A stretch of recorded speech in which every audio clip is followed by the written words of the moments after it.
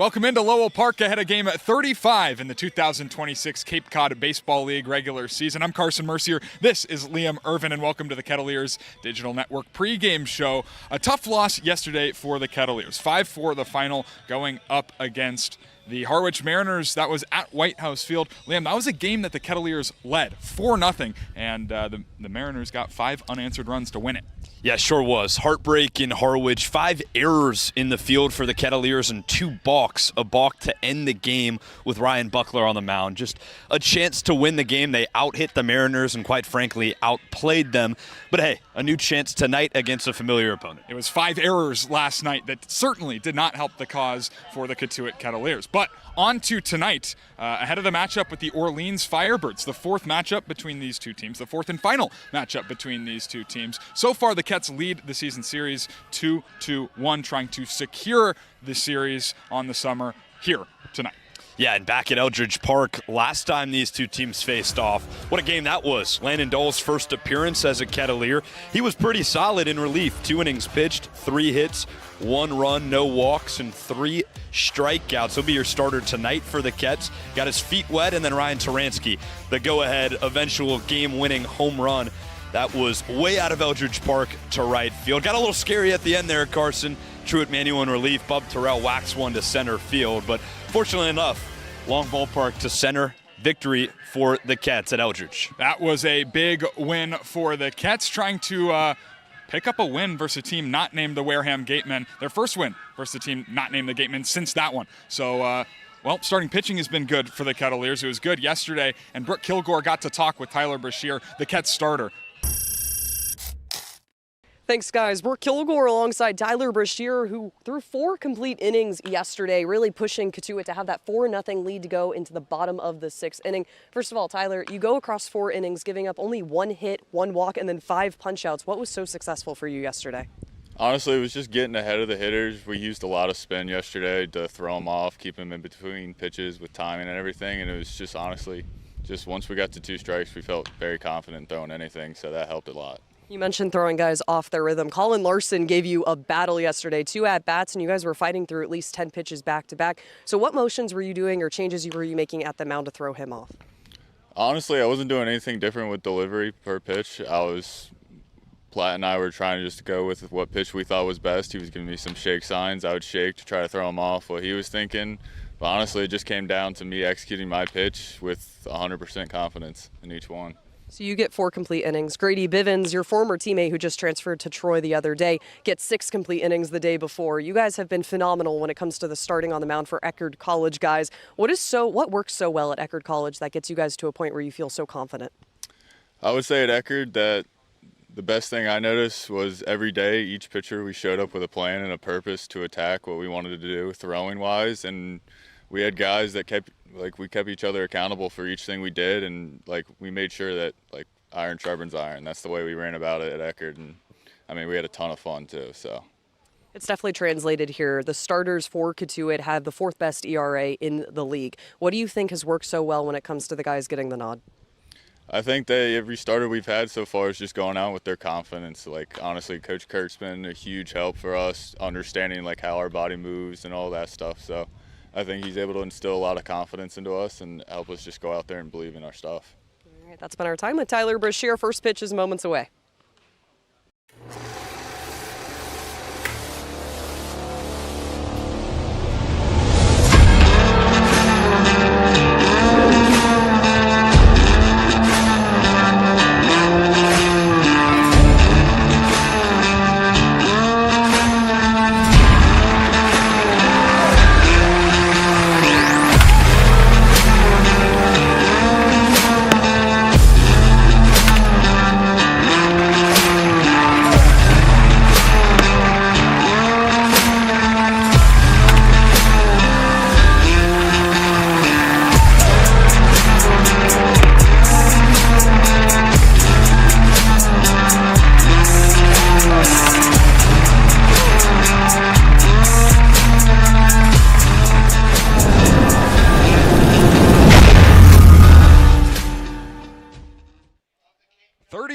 game of the 2026 Cape Cod Baseball League regular season, and it's coming down to the wire for the fourth time and final time in the 2026 season. The Kettleers going up against the Firebirds, and here at Lowell Park in the broadcast booth, I'm Carson Mercier, joined alongside Liam Ervin and Brooke Killgore for Game 35 of the regular season. Two teams towards the bottom of their divisions, if not at the bottom, but two teams playing for a lot, right? Cotuit, still a really good opportunity to make the playoffs. Orleans on the other end, going to have to scrap and claw a little bit more if they want to get in.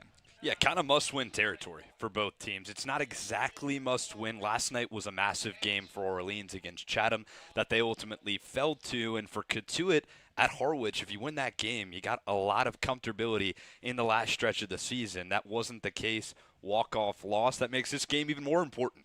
Right, and Brooke, a walk-off loss last night for the Kettleers. It just was not their day, although they started on top 4-0.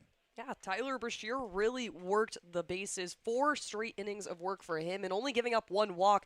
And then you start to see the relief pitchers come into play, and the Kettleers have struggled with that end. Everett Garber comes in, gives up 4 walks, only punches out 2. The three runs coming in off the arm of him, and it was just kind of Harwich's ball after that. The game ending on a balk that we saw at the last minute with the bases loaded for Ryan Buckler. It was an interesting stretch, and that's how the walk-off happened. It wasn't anything that you would see typically. It was definitely an unusual game, and the Kettleers want that one back. With that being said, these are two teams that do have some players playing well. For the Kettleers, guys, the offense, it seems like it's starting to get going, and first, Liam, I'll toss it to you. Player of the game. Player to keep an eye on. Listen, I think the past couple of days been trying to overcomplicate things. Just go with your go-to guy in this situation. Landon Beaver has been about the best on the Cape this past week. He's already hit 2 homers at Lowell Park, and both of them kind of no doubters, especially the last one a no doubter.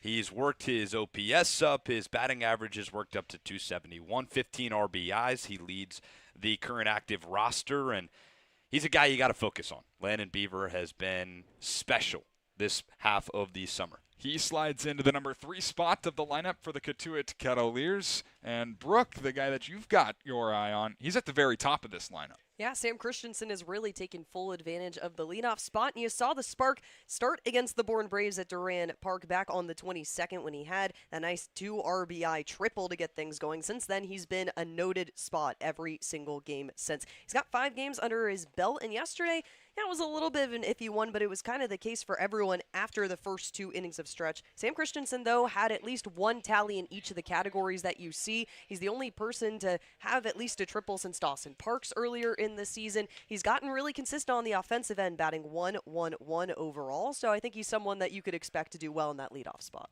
He looks to get it going. The at-bats have been great for him, but the hits not yet, or they have not fallen, at least not yet. Umpires meeting at home plate with the managers, Rob Cooper for the Kettleers and Kelly Nicholson for the Firebirds. Just about 5 minutes ahead of first pitch here at Lowell Park, the 4th time that these two teams will be going at it on the summer, 4th and final time.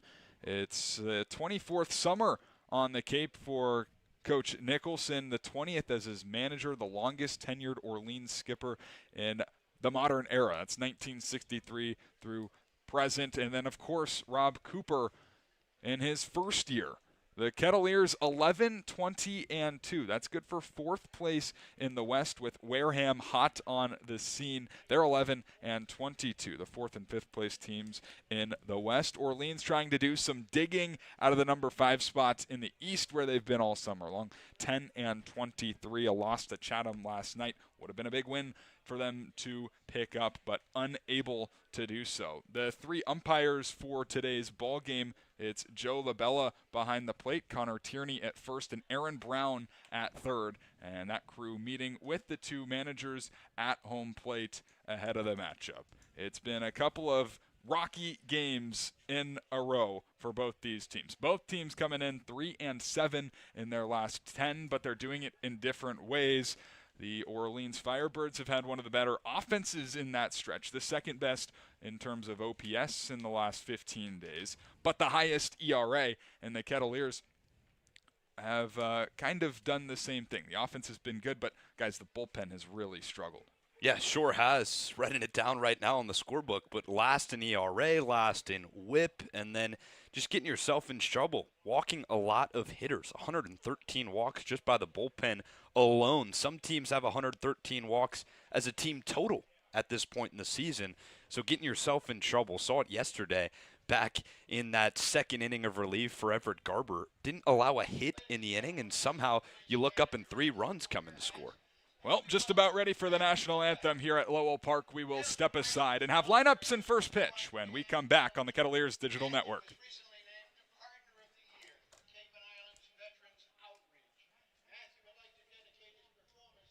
To all those who are serving in the United States military branches, especially those overseas in harm's way. Ladies and gentlemen, Matthew Levesque with our national anthem.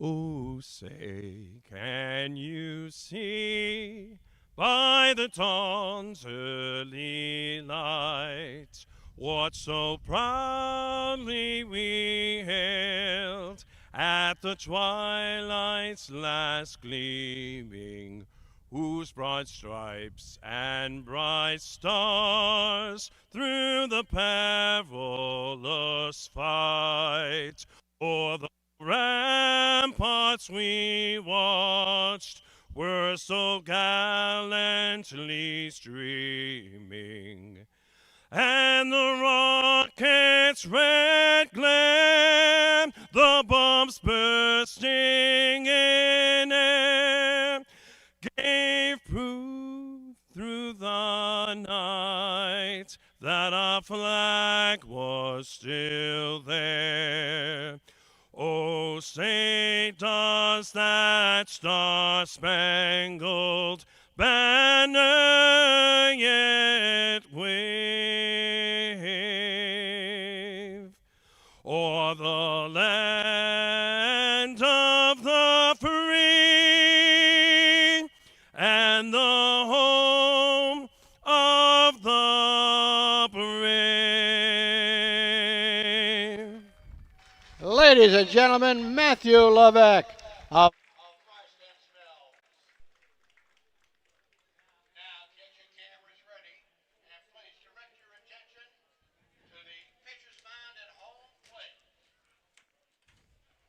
Just about ready for first pitch at Lowell Park. The Orleans Firebirds and the Cotuit Kettleers for the 4th and final time this summer. And the Orleans Firebirds are going to roll out a lineup that looks like this, penciled in by Kelly Nicholson. Yeah, Rowan Kelly leading things off. Last time at Lowell Park, made probably the play of the season. He'll be in center field tonight, a .284 hitter. Dominic Cadiz behind him, played in 32 games this season for Kelly Nicholson. 4 homers. Adrian Beltre Jr. saw him pitch the last time these two teams played. He'll be hitting things in the DH spot tonight, and one of the best hitters on Cape Cod, Tyler Myatt, behind him. 7 homers. That's good for a lead. Casey Comiskey playing shortstop. Sean McMillan behind him at first base. Adam Magpach, the switch hitting second baseman. Brendan Bucher and Garrett Larson to round things out in right field. It's an offense that overall ranks 7th or tied for 6th in OPS, 659, 17 home runs as a unit, which is more towards the top. And an offense that has been really good in the last 15 days. It's the second best offense in the month of July. A .259 batting average, but a .718 OPS. Just 3 teams with an OPS over 700 on or in the last 15 days. It's Bourne at 745, Orleans at 718, then Brewster at 712. Here come the Cotuit Kettleers, led by their starter, Landon Dahl.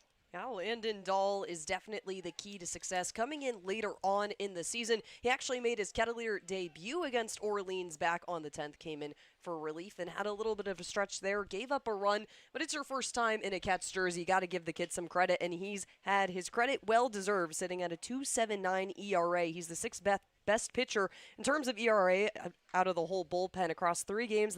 Will be his 3rd start of the day. 9 2/3 innings, giving up 8 hits, 3 earned runs, 1 home run, and hitting at least 2 guys. But the walk thing is kind of his stat line. 2 walks with 11 strikeouts on the season. Ed Marshall finished the season, threw a no-hitter to help win his high school storyline overall, and he's just been really consistent when it comes to 2026. And you have the walk ratio, like we just mentioned, 18 walks, 46 strikeouts for Marshall in 2026. He's a guy that you want on the mound in the starters, the 4th best ERA in the league when it comes to the arms on the starting mound. They've been phenomenal. Landon Dahl has a chance here. 7 2/3 from Landon Dahl this summer as a starter, just 2 earned runs allowed. Well, how about the defense that's going to look to back him up? In the outfield, left to right, Sam Christensen, Isaac Sturgis, and Landon Beaver. On the infield from 3rd to 1st, it's J.J. Moran, Dawson Santana, Tito Kiefer, Ryan Taransky,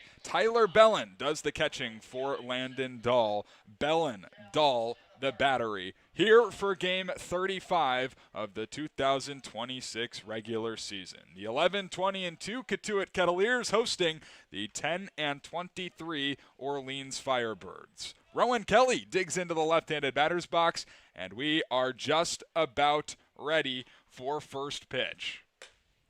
Fastball misses up and in, and we are underway at 4:32 here in Cotuit, Massachusetts.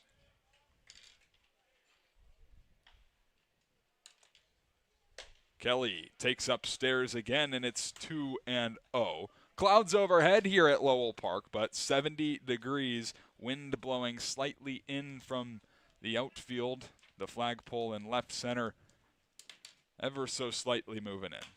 Kelly slaps this left field line. Moran moving over, but it's out of play into the grass seating area. 2-1 the count. 23rd game of the summer for the UC Santa Barbara Gaucho Rowan Kelly. A .285 average. No homers and 5 runs batted in. Good player at the top of this lineup for Kelly Nicholson.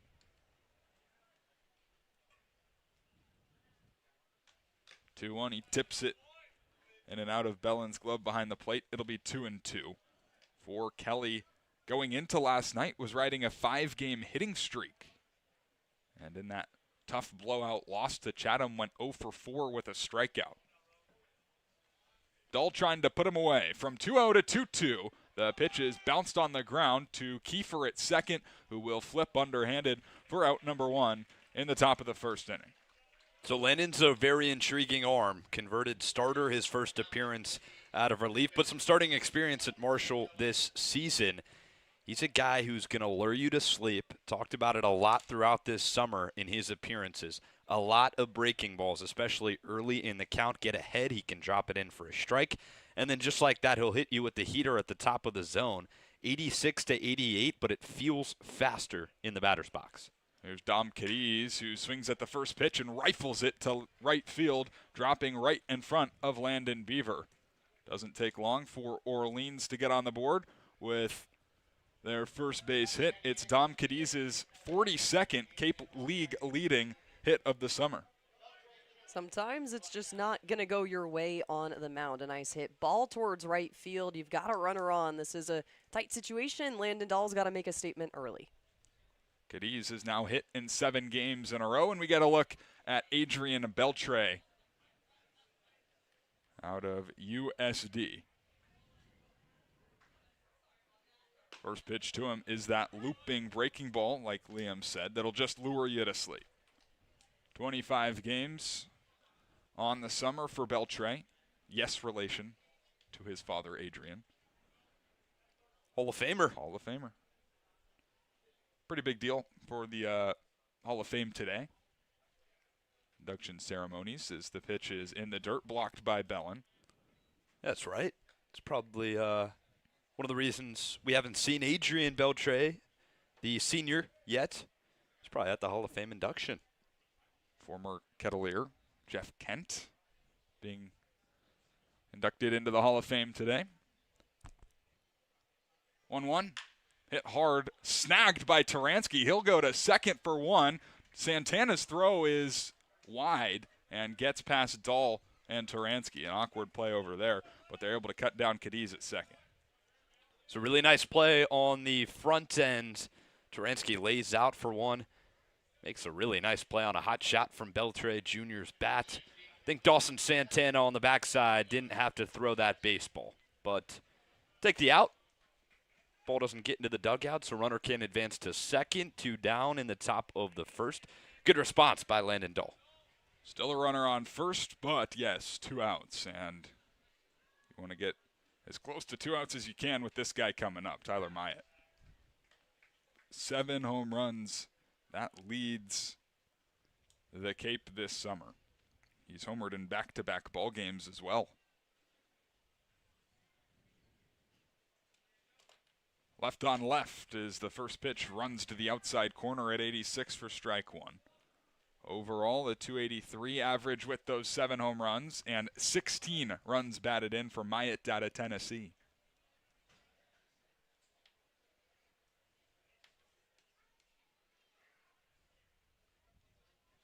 Another check on Beltre Jr., who has not attempted a stolen bag this summer. Well, 34 games in the spring at Tennessee for Myatt. He only hit 3 home runs. Chases this one. And it's 0-2.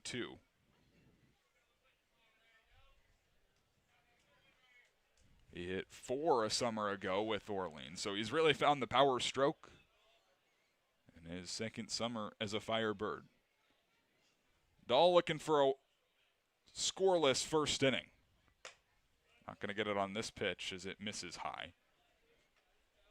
One thing you can knock Myatt for is his strikeout ability.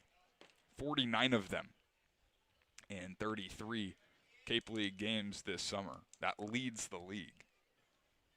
And he's gone around and missed at this one. Strikeout number 50 on the year for Tyler Myatt. Strikeout number 1 on the day for Landon Dahl as he works around a base hit. No runs, a hit, an error, and a man left on in the top of the first for Orleans. Ket's coming to bat when we come back here on Cape League TV. A Generac generator from Mercier delivers more than reliable backup power. It delivers peace of mind. Peace of mind that comes from knowing our expert technicians, knowledgeable staff, and emergency service team are here when you need us most. As one of New England's leading Generac generator dealers, RCA provides a 10-year warranty and regular maintenance services to ensure your home stays protected. RCA, powering your peace of mind. Hey Cats fans, this is outfielder Isaac Sturgis. You're listening to the Kettleers Baseball on Cape Cod League TV.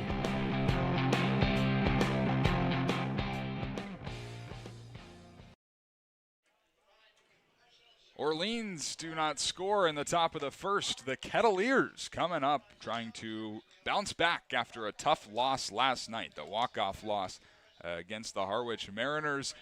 Their lineup looks like this, penciled in by head coach Rob Cooper.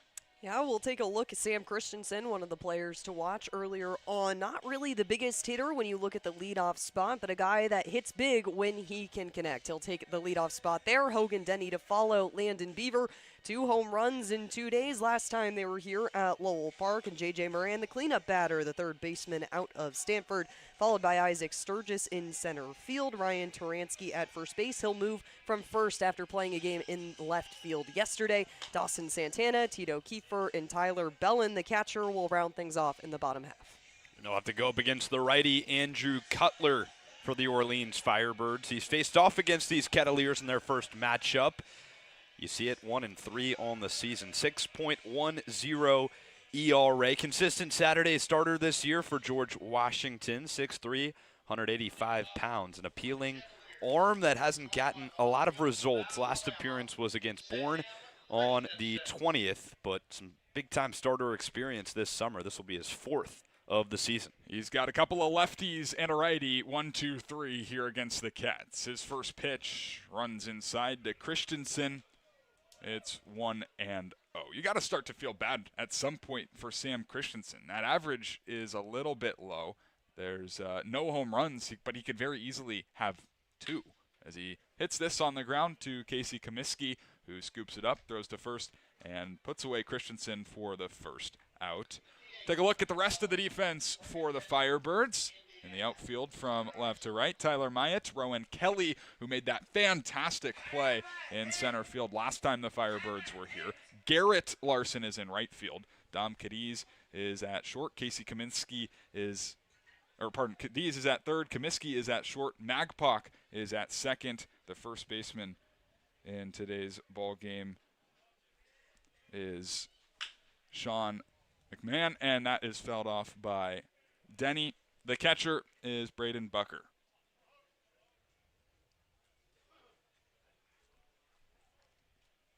Hogan Denny, 229. No homers, 5 runs batted in.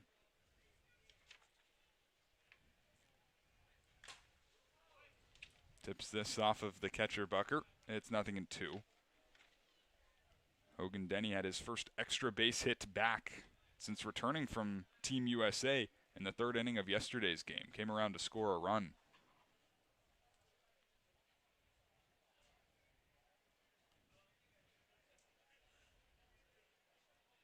The offense was there yesterday. Out hit the Mariners, 8 of them. Put up 2 in the top of the 2nd and top of the 3rd. Felt like, again, that was an attainable game. Early offense for the Kets these last few games, but it hasn't meant much at all. Well, that's in part because of the struggles by the bullpen, but you're right. Cutler's ahead, 0-2. Got him looking. 3-pitch K for Andrew Cutler. 2 up, 2 down in the first. Don't think Hogan realized that was strike 3. I don't think Joe LaBella behind the plate realized also. First 2 quick strikes. Down on 3 pitches is Hogan Denny. Don't see that often. It's the 8th time that Denny has struck out this summer, and I say that because before the game started, he had walked 7 times and struck out 7 times. Really not a guy that goes down often. Landon Beaver takes strike 1. Landon has been impressive, to say the very least. Extra base hits in 4 consecutive games. He's got a 5-game hitting streak. Takes this down by the back foot, 1-1. You can just tell by the way he takes batting practice. As of right now, the confidence is beaming for the lefty. He was an all-star for a reason, had a great first half to the year, but this last week has proven what he can show on the Cape. And I think a big factor or a big reason that he is really turning it on with the power stroke is because he said he stopped trying to hit them. First part of the summer he was trying to hit homers, and now he's kind of just loosened up, has been taking comfortable swings, and, well, he's found some extra base power with that as the pitch misses in the dirt. It's a weird constant, right? Isaac Sturgis said that the other day as well. Not trying to swing as hard. Sometimes the contact just finds the bat. You let the bat do the work. Beaver, I don't know if he's not tried to hit homers. It's hard to believe after you hit one nearly 400 feet the other day. 2-2. Slapped foul the other way. And, I mean, the swing on that ball was the one at Lowell Park, the second one was, I mean, absolutely crushed. Yeah, he just uncorked on it. It felt like a full swing. Sometimes that's how it works, though. Baseball's a funny game. He's in a 2-2 count with Andrew Cutler. And he swings and misses at a fastball up and away. A 1-2-3 fame for Andrew Cutler as he fans a couple of Cats. No score after 1 here on the Kettleers Digital Network. If you can dream it, if you can cruise in it, if you can summer in it, fish from it, or take it for a day at the beach, we can protect it. The Baldwin Group. Protecting the possible. Cape Cod 5 is proud to be the official banking partner of the Cape Cod Baseball League. Cape Cod 5 offers a broad range of financial products and services tailored for every stage in your financial journey. Reach out to us. We're here to help. Reader's Hardwood Supply is a candy store for wood, whether you're a professional or an amateur. Reader's Hardwood Supply carries over 70 species of both domestic and imported lumber from around the world, displayed in over 300 self-serve bins for your selection. So for your next project, make it your masterpiece with stock from Reader's Hardwood Supply. The woods of the world are here at Reader's Hardwood Supply. If you're a Massachusetts resident and don't have a bachelor's, you could be attending 4Cs for free, all while preparing for careers that actually move you forward. Aviation maintenance, nursing, dental, funeral service, we've got it all. capecod.edu/free. Try it, then buy it. Rent a new cat for up to 90 days. Then apply 100% of the rental cost to the purchase and save. The Milton Cat Rent to Purchase offer. Try it, then buy it. Go to miltoncat.com/RPO. Neither team with a run in a first inning of a game that looks to be a do-or-die game. And this guy right here, head coach Rob Cooper, trying to make that final push into the playoffs, his first year as head coach of these Cotuit Kettleers. We've seen this team kind of fall under his lead of staying loose, having fun, and playing hard. Hasn't exactly turned into wins yet. As for this guy, Kelly Nicholson, in his 20th year, so very drastic differences between Nicholson and Cooper. 20 years of head coaching experience for Kelly, and just the first for Rob Cooper. But both teams trying to push into the playoffs here as Casey Comiskey swings through a fastball. It's 0-1 to start the second inning with Landon Dahl back on the mound.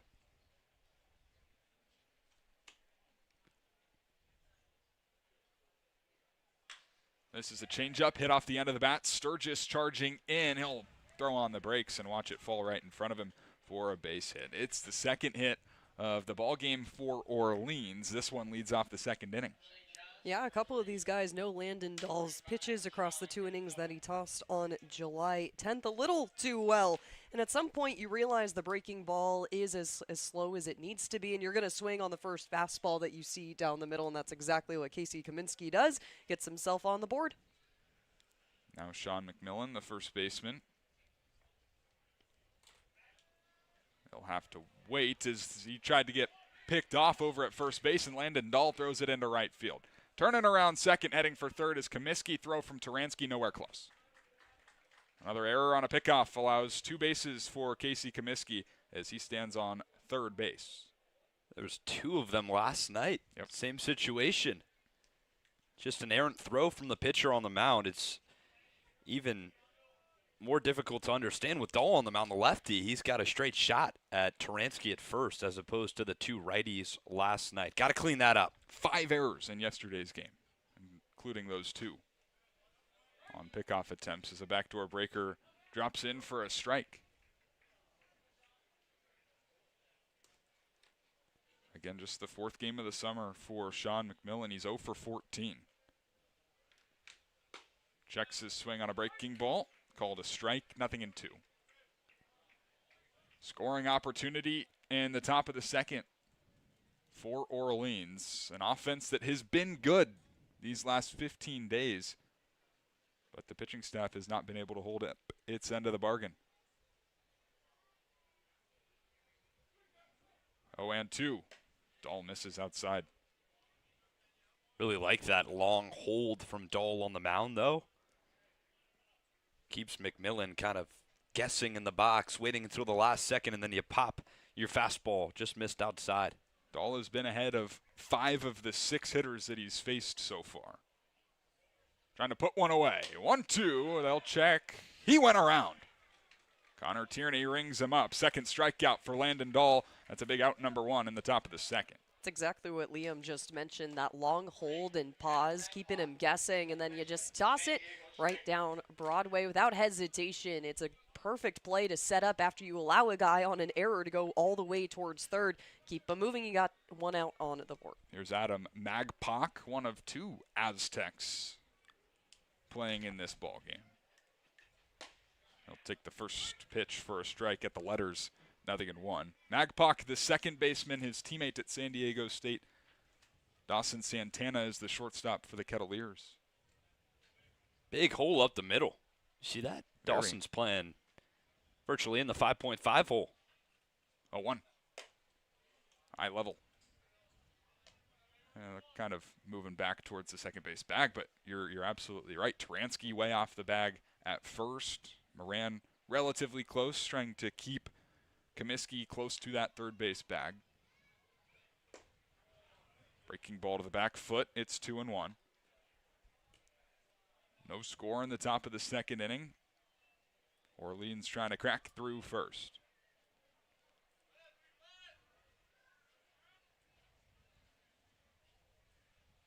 Landon home. Another pitch that just misses way high.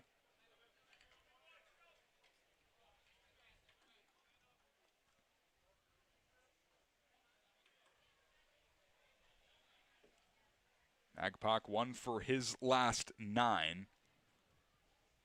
He started the summer with Brewster. Got cut and then found his way on to Orleans, and he works his way on to first base with a 1-out walk. It'll be runners on the corners for Brendan Bucher. Adam Magpok not having to do too much in the box or his first free pass of the game. It's the first time we've seen Landon Dahl in a 3-ball count on the day, losing a little bit of the command zone there. Magpok takes full advantage. Maybe not the worst walk ever, though, because you got the catcher coming up as he carves the first pitch off the pitch clock behind home plate. 0-1. Bucher is 2 for 13 on the summer. Just his 5th game. Kind of what you're going to see at the bottom of a lot of these lineups across the Cape right now. A lot of new faces.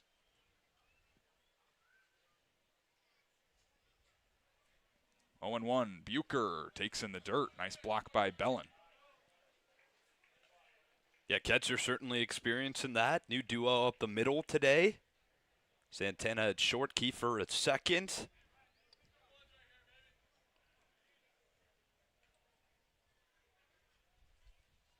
Landon looking for a double play.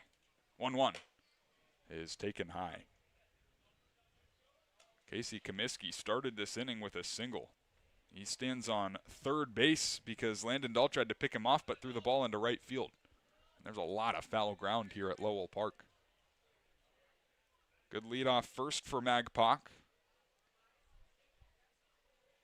Not going as the pitch is in the dirt. They'll appeal again to Connor Tierney. This time no go from Bucher. 3-1. Back-to-back 3-ball counts for Landon Dahl. This is where you got to go after the hitter. Bucher, 2 hits on the early summer. Magpok does some dancing. Not going anywhere. The 3-1 drops in for a strike. Need Landon Dahl to get back to that. It's kind of his money pitch, that curveball. Will throw it in any count. Did so against YD when he went 4 scoreless against the best team on the Cape in his last start. 3-2 with 1 out. This is inside. That's ball 4. Back-to-back walks. Bases are loaded. And the number 9 man, Garrett Larson, is coming up.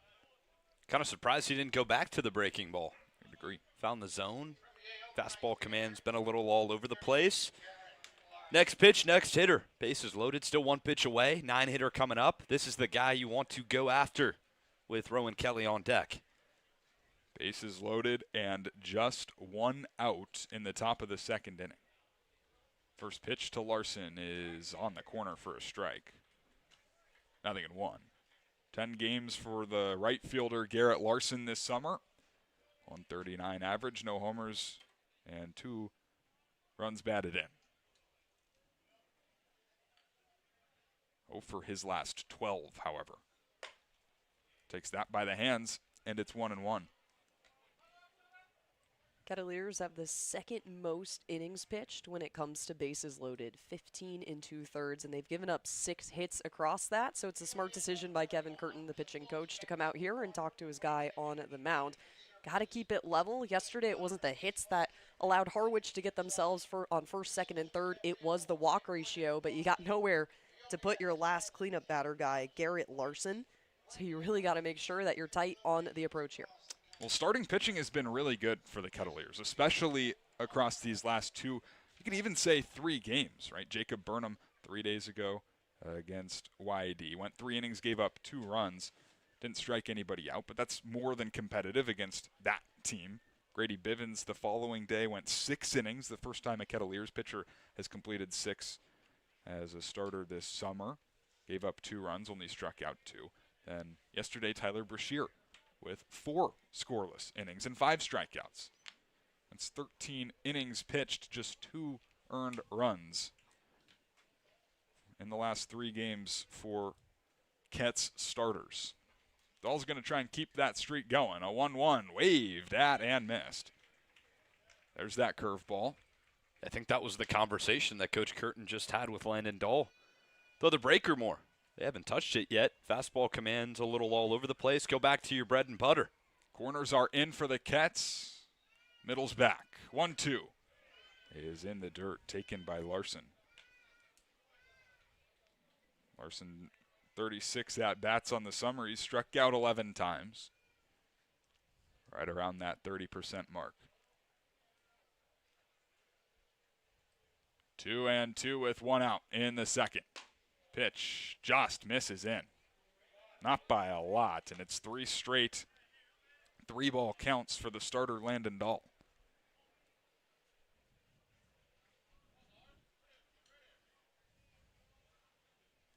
Landon hasn't walked more than 1 batter in an appearance this summer as he snags the liner, trying to double off the runner off third, and they do. 1-5 double play with the bases loaded as Landon Dahl escapes the second unscathed. Cats coming up in the bottom of the inning when we come back. If you can dream it, if you can cruise in it, if you can summer in it, fish from it, or take it for a day at the beach, we can protect it. The Baldwin Group, protecting the possible. Cape Cod 5 is proud to be the official banking partner of the Cape Cod Baseball League. Cape Cod 5 offers a broad range of financial products and services tailored for every stage in your financial journey. Reach out to us. We're here to help. Reader's Hardwood Supply is a candy store for wood, whether you're a professional or an amateur. Reader's Hardwood Supply carries over 70 species of both domestic and imported lumber from around the world, displayed in over 300 self-serve bins for your selection. So for your next project, make it your masterpiece with stock from Reader's Hardwood Supply. The woods of the world are here at Reader's Hardwood Supply. If you're a Massachusetts resident and don't have a bachelor's, you could be attending 4Cs for free, all while preparing for careers that actually move you forward. Aviation maintenance, nursing, dental, funeral service, we've got it all. capecod.edu/free. Try it, then buy it. Rent a new cat for up to 90 days. Then apply 100% of the rental cost to the purchase and save. The Milton Cat Rent to Purchase offer. Try it, then buy it. Go to miltoncat.com/RPO. Well, no score after an inning and a half, and because of Landon Dahl thinking on his feet. A hot shot right back to him, and he's able to double off the runner from third to get out of the inning. The good old 1-5 double play, Brooke. The return to sender definitely worked there, and he was turned enough towards his right where he could make the easy quick play over to third base and stop what would have been the first run on the board for the Orleans Firebirds. Flowers to Landon Dahl. Way to get out of that inning. It's going to be J.J. Moran, Isaac Sturgis, and Ryan Taransky here in the last of the second inning for the Cats. Andrew Cutler back to work after a 1-2-3 frame in which he punched out 2 Kettleers as Moran serves the first one foul off to the right and out of play. Just 11 pitches in that first inning for Andrew Cutler, 8 of which were strikes.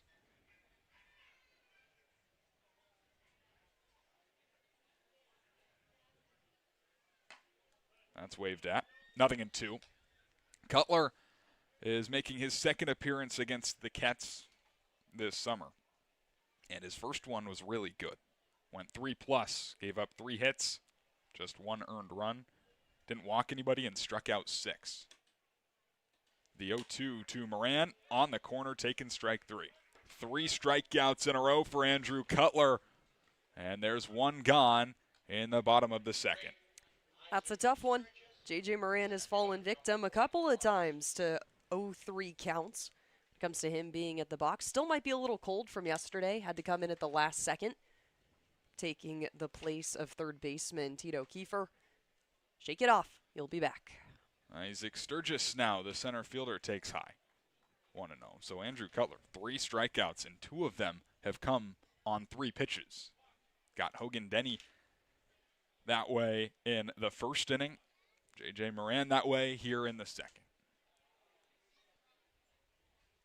Sturgis takes inside, kind of dancing out of the way of it. And it's 2-0. I feel good about yourself. Took down at least 2 of the 3, the biggest Cats hitters so far in this lineup on 2 strikes, 3 strikes alone.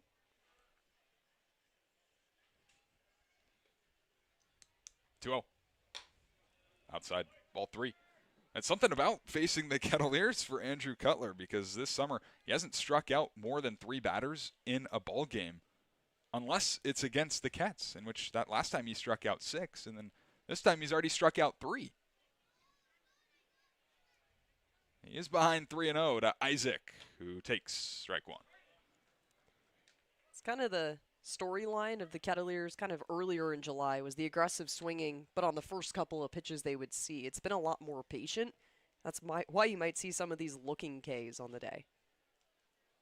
3-1 with an out in the second. Isaac Sturgis takes up high, ball 4. It's a 1-out walk in the first base runner for the Kettleers in the ballgame. Isaac Sturgis didn't have a walk yesterday, but reached base in back-to-back innings. That would be the 2 frames where the Cats put up both of their runs to apiece. And Isaac Sturgis has been pretty consistent when it comes to the on-base percentage. 8 walks make that 9 with that one right there. He's got 18 hits on the season. He's been productive when you need him to be. Cats have scored in the second inning in 3 consecutive ball games. It's been a good inning for this team, as Taransky squares to bunt but pulls back and takes a ball. 131 batting average, a home run came against this Orleans team, a game winner for Taransky, and 8 runs batted in.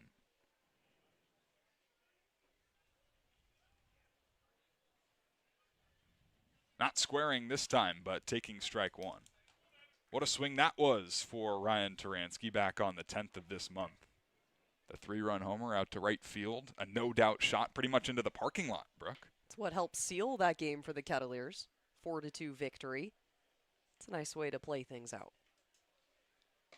He takes this down the middle, kind of nodding his head in agreement with the call. It's 1-2. Taransky hit 7 home runs in the springtime at Cincinnati in his freshman year. He's showed flashes of some pop.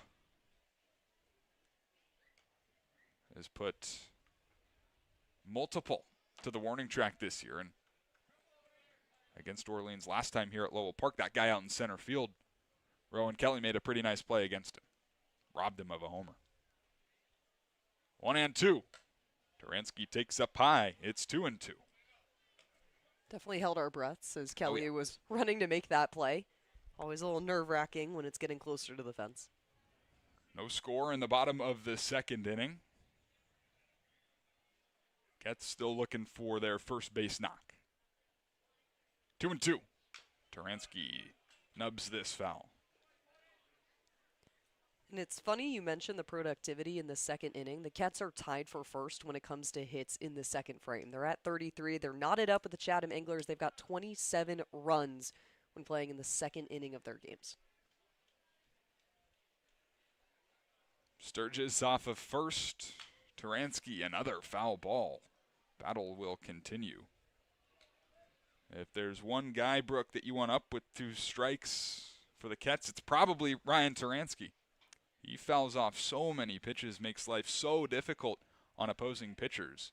And a lot of the times the pitchers will end up giving in and walking him. There's a reason he has one of the highest walk rates on Cape. This is outside, ball 3. Andrew Cutler was in a 1-2 count to start this inning.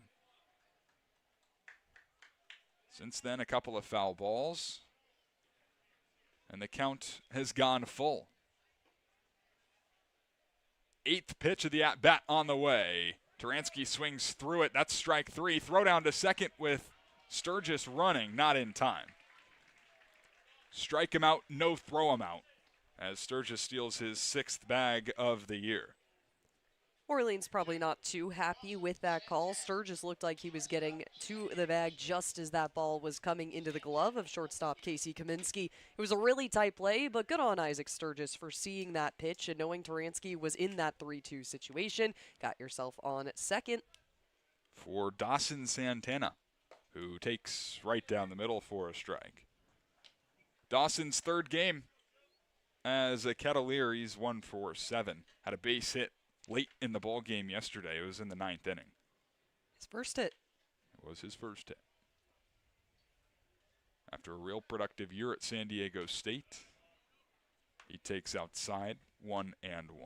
He's going to be a guy that is going to be important down the stretch for the Kettleers. It's the later coming in type of guys that have had made most of the impact for the Kettleers, Landon Beaver being one. I was just going to say, Landon Beaver played a full summer elsewhere last year, came over for the Kets, and was one of the most important pieces to be added. Helped advance them to the second round with a nice walk-off home run against the Wareham Gatemen. Come in and get your first home run in amazing, thrilling fashion. 2-1, bounced on the ground left side. Comiskey, the shortstop, has it. He'll throw to first and just barely retire Dawson Santana at the bag. It's another scoreless inning for the Kets, another couple of Ks for Andrew Cutler. And already 4 strikeouts for Cutler, as we've got no score through 2 innings. The Cotuit Kettleers and Orleans Firebirds playing for the 4th and final time in 2026.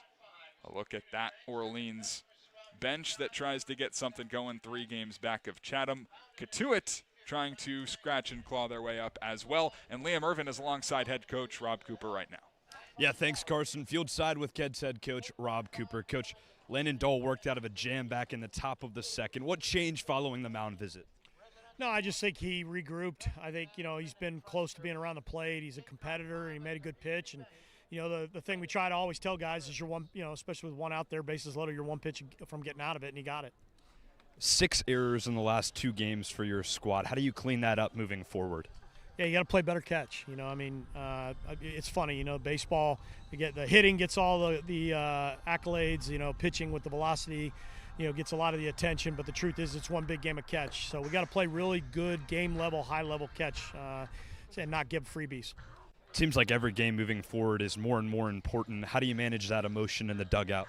No, I think it's great. It's a chance to play playoff baseball. It's a chance to play postseason baseball. When every game means something, it means that you got to play like there's no tomorrow.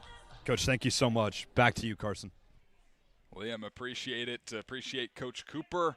Always fun to talk to him in the top of the 3rd inning. Always fun to look at Scott McKeon as well in the background there. Always has some fun. I got a chance to talk to him yesterday. Apparently he's been doing that for every interview we've done with Coop so far this season. I've noticed it. And there was one interview that I did, actually, where Jesse DiMaggio started trying to take something out of my pocket. Oh, no. I don't know if you guys saw that, but yeah.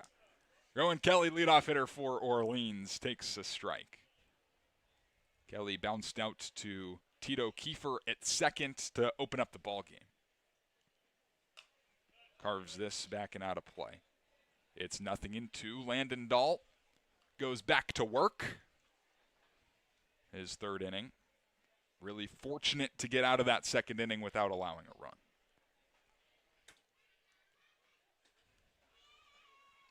0-2. Kelly takes down low. There was a runner on 3rd with nobody out. It was almost a back-to-back play from what we saw against Orleans. Micah Kurikoff took full advantage of a couple errors off of the arm on the mound and almost happened again there. 1-2, looping breaking ball misses. 2-2.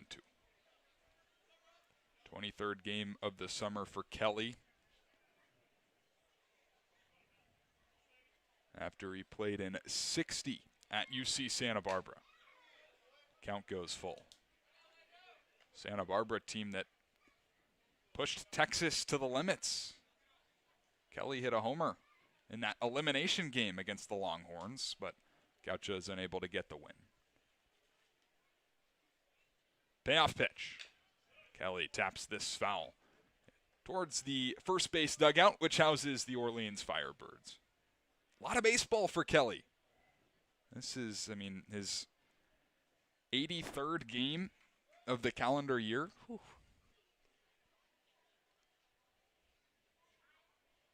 Payoff pitch is up high and ball 4. Rowan Kelly doing what Rowan Kelly does, and that's walking. 18 walks to just 13 strikeouts this summer.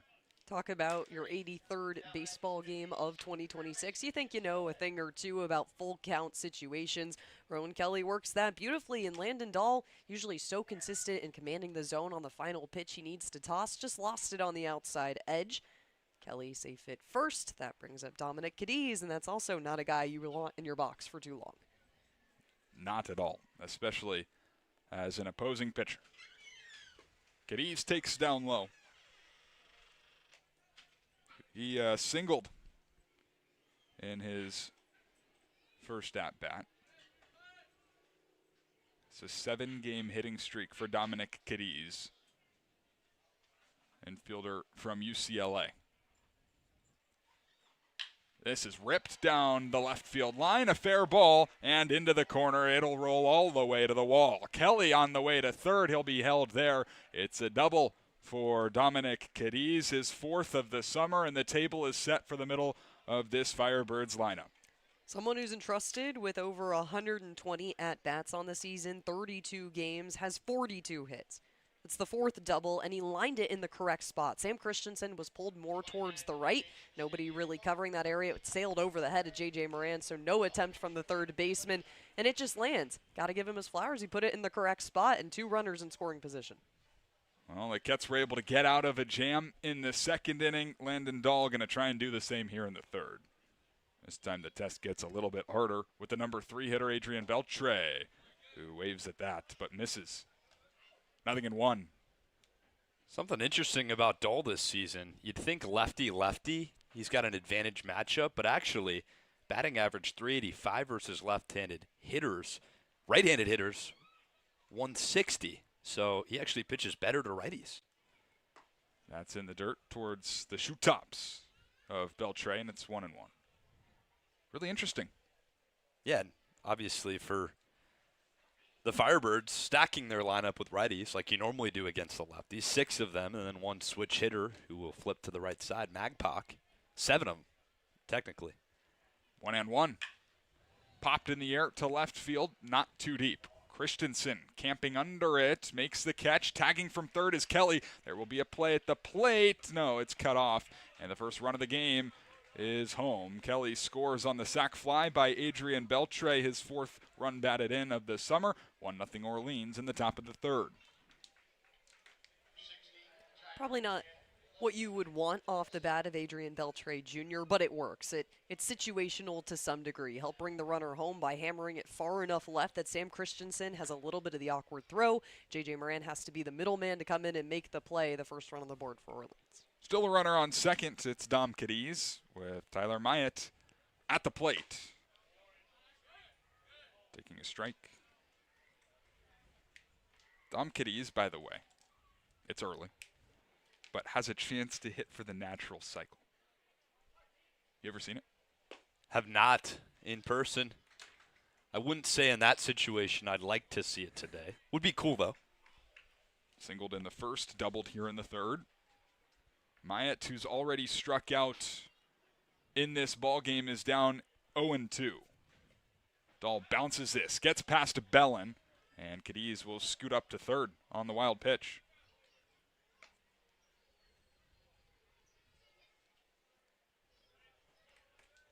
Myatt has struck out a league-leading 50 times this summer.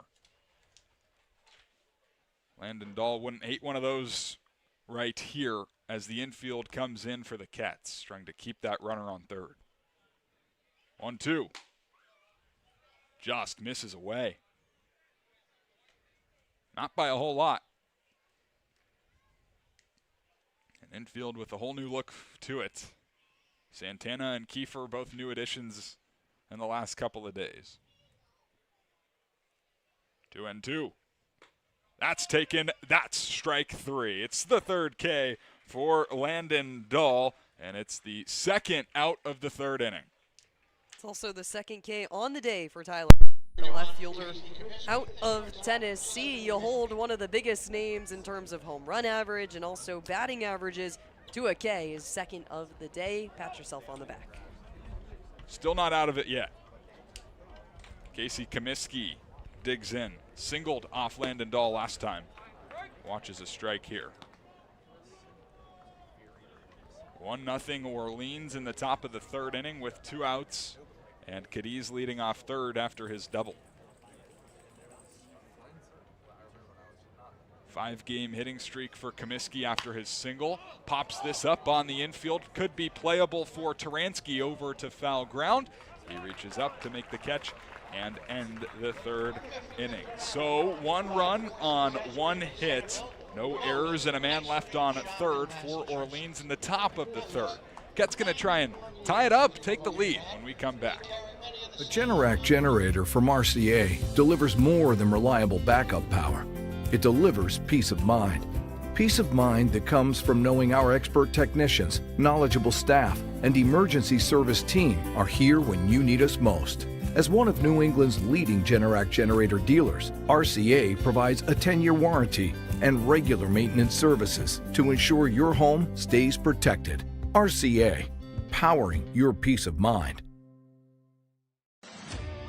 Kettleers Baseball is brought to you in part by Mid-Cape Oral Surgeons, the maxillofacial surgery and dental implant center of South Yarmouth. Doctors Theoritis, Meyer, and Sarapak are the Cape's leading experts on oral biopsies, wisdom teeth extractions, and dental implant reconstructive surgery. Call 508-398-6055 to schedule an appointment. We thank Mid-Cape Oral Surgeons for their support of the Kettleers.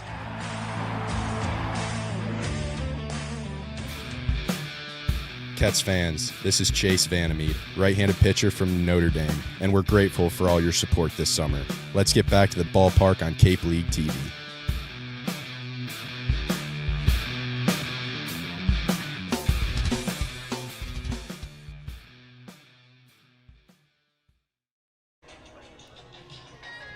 It's 1-0. Orleans leading after 2.5 innings of play.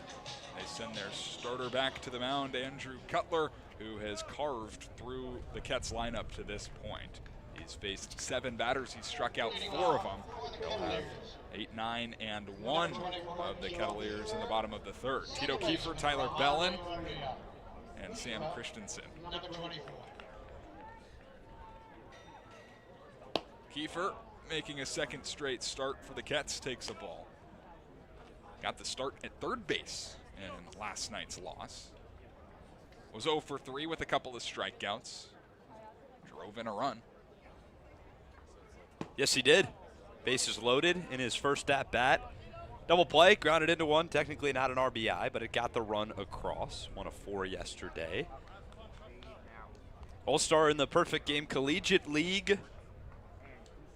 Some promise. Going Ave Maria with head coach Rob Cooper. That's just off the outside, and 3-0 on Tito. He also walked yesterday. He did. He'll be a big piece for this Ketts infield. Takes the 3-0. Right down the middle. You and I were talking yesterday, and these newer guys are very important, obviously, but that makes it even more important for the guys who have been here for a while, Jesse DiMaggio, J.J. Moran, to step up. Soft little roller to the second baseman, Magpock. They got him at first. Second baseman retires the other. Because as Coach Cooper has echoed many times throughout this year, it does take an adjustment period to get used to the wood bats, get used to the competition on the Cape. Guys like JJ and Jesse have been here all season. Number 9 man Tyler Bellin takes a strike. Bellin in his 5th game of the summer has been productive. Been able to draw multiple walks. He is still looking for that first base hit in a Kettleer uniform. He's down in the count, 0-2. The bullpen catcher turned game catcher for the Kettleers. Sure did. Out of Wheaton, College. Trying to fight in an 0-2. Andrew Cutler's pitch is snapped the other way. 1-0 Orleans here in the bottom of the third inning after getting a run in the top half of the frame. 0-2. Right down the middle, strike three. Fifth strikeout, first time through the order for Andrew Cutler. There's two gone in the third. Cutler makes it look easy, makes it look like it's anyone's game. He put up 2 to conclude the first inning and then 2 in the second. He forced the ground out 4-3 to kick things off with Tito Kiefer. Tyler Bellin falls to strikes. That's also the third strikeout where there's been 2 strikes, no balls.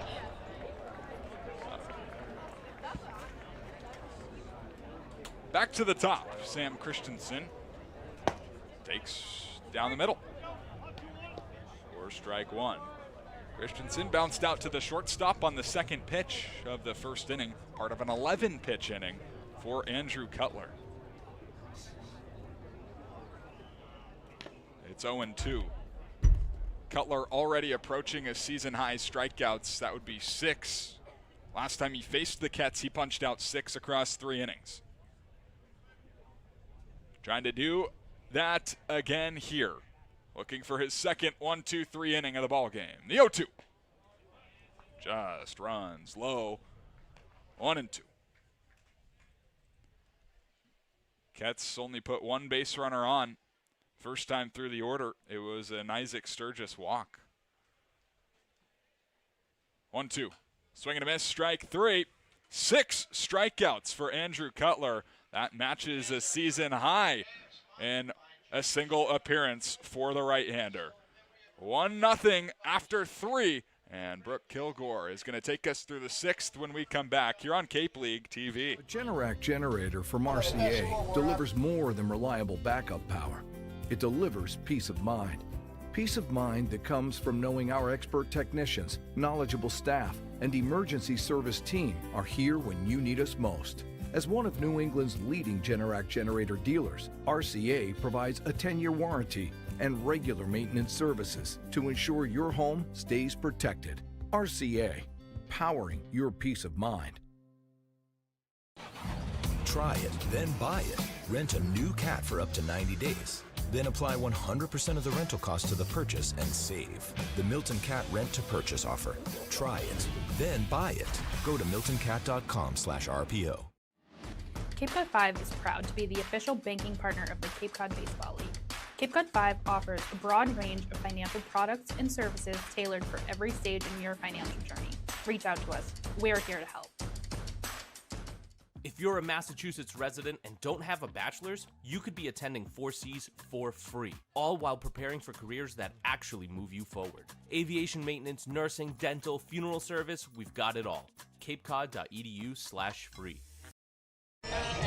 We're back in the top of the 4th inning. Landon Dahl returning for another outing of work on the mound. He's been put in some tight situations so far, giving up at least a single in every inning. A double back in the 3rd. 1 run finally comes in to score for the Orleans Firebirds after a sac fly RBI off the bat of Adrian Beltre Jr.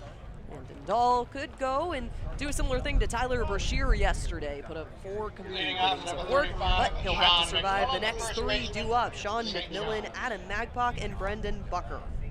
Sean McMillan, the first baseman in today's game, in his 4th game of the season, will step up to bat. He K'd out back in the 2nd. It's the 2nd batter Landon Dahl would face. The delivery way on the outside corner. A little bit of a misthrow situation from Dahl. There's no wind here at Lowell Park, and today's July 26th matchup, it's pretty stagnant despite the cloudy skies. The 1-0. Hammered out towards left field inward and making the 6-3 play in time. The shortstop, Dawson Santana, connects with Ryan Turansky and put him away, Sean McMillan. So he must be more comfortable going to his left than his right. Maybe struggles with the backhand a little bit because you see his positioning. He's played in that hole the entire game. Middle infield is wide open. A ball, ground ball, usually playable up the middle. Might not be, but he's made it work. Another factor to that could be the amount of curveballs and off-speed pitches that Landon Dahl throws. You're expecting weak ground balls, into that 5-6 territory, that area. It's a very good point. Could be, but maybe a little mixture of both. Landon Dahl behind 1-0. Second pitch he tosses, curving down the middle. It's a 1-1 count. Adam Magpok was able to walk back in the second, advancing all the way over to second base following a throwing error. He's had a lot of good motion so far. Delivery, and we're trying to wrap around that bat, is Adam Magpok. He is unsuccessful, so make it a 1-2. Landon Dahl drawing in batters left and right with the slow breaking action. He'll cover his face and return. He's up in the count, 1-2. The delivery. The outside, Tyler Bellin flashing the glove just above his own helmet. Evens the count, 2-2. Kettleers fighting to add another win to the record here today. Upstairs breaking ball, flying over foul on the right field area. It's a 2-2 count. It will remain. Walk-off loss in yesterday's game against Harwich keeps the Kettleers 11-20-2. Wareham yesterday with a big win over the Falmouth Commodores. They're still tying up things. This one drilled into the glove of Santana again. Let's run another 6-3, and it's in time. Dawson Santana has been on top of every ball in the middle infield, and it's 2 outs. 6-3 to start. Sure thing, why not? Weak contact, Landon Dahl. Let's get a 1-2-3. Let's get a nice, easy inning. Hasn't exactly had one of those yet. Kettleers last saw 1-2-3 inning in the fourth as well last game. This one on the downstairs corner. Brendan Bucker will survive the first pitch. Tyler Mercier was the starter in yesterday's matchup for the Kettleers and finished off his 4-inning stretch with the 1-2-3. All 3 were swinging strikeouts. The 1-0. Outside again, but flipping to the other side of the zone. It's a 2-0 count. Landon Dahl with 2 outs on the board after back-to-back 6-3 groundouts. Dawson Santana standing near the cut of the grass. Inside again. An attempt. The ball will roll past the glove of Tyler Bellin. And a couple of tight plays at the plate.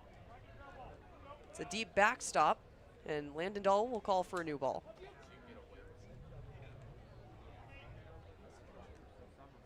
Brendan Bucker, the catcher out of Monmouth, in his 5th game on the season, 2 for 13.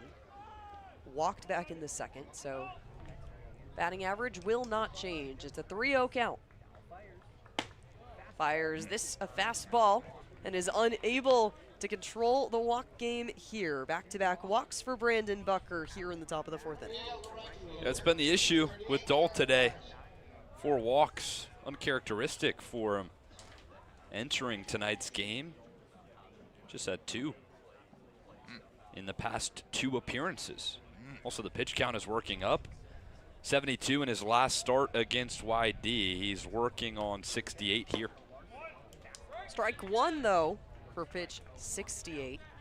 It's going to be important. Get this guy right now. Don't want to have the top of the order on with multiple runners on. Landon Dahl with the 0-1 count. 2 outs on the board in the top of the 4th inning. Pitch is right down Broadway. Make that an 0-2 count. Things are chugging along for Dahl on the mound. Good season so far. 2.79 ERA for the Southpaw. Dahl fires it home.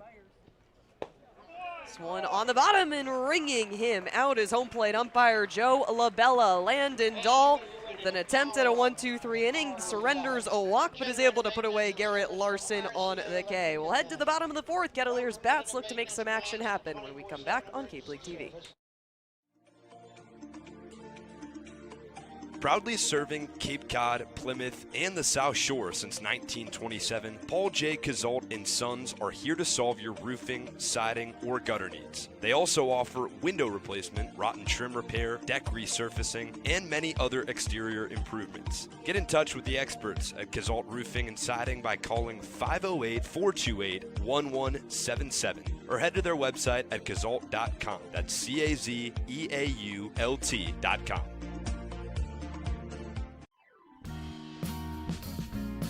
Cape and Coast Bank has been supporting Cape Cod families since 1921. Just like the Kettleers, they believe in teamwork, commitment, and community. Whether you're planning your next big move or need smart business advice, Cape and Coast Bank is there to help. Find out more by visiting capeandcoastbank.com or at their nearby location off Falmouth Road in Marston's Mills.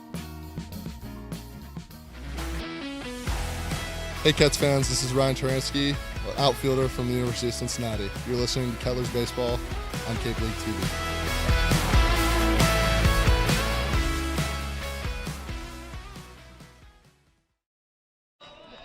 It's been over a month since Andrew Cutler has seen these Cotuit Kettleers, and it's a completely brand new lineup in several factors. He tossed against Cotuit back on June 21st. He would go 3+ innings of work, giving up 3 hits, an earned run, no walks, and 6 Ks. And hey, he's playing Cotuit again here today, and he ties his season high 6 Ks overall. So what an outing for Cutler. Yeah, new lineup, no problem. Doesn't matter to him at all. Matches the season high 6 strikeouts, has allowed just 1 base runner, throwing a no-hitter. No-hitter, no-hitter, no-hitter. We'll keep our eyes out and stay on watch about that one. Hogan Denny steps back into the box. Went down in unfortunate fashion back in the first inning. 3 strikes back-to-back. The toss by Denny's right knee. It'll be unsuccessful in marking will be the first ball of his at-bats today. Denny, the designated hitter out of Indiana, in his 11th game of the season. The delivery, just over the right knee of Bucher. It's a 2-0 count for Hogan Denny. He's been hunting for a hard hit ball these past couple of games. What a nice double last night. Love that right here. Then he tries on the attempt. It's starting to come around a little bit. Yeah, have a hit.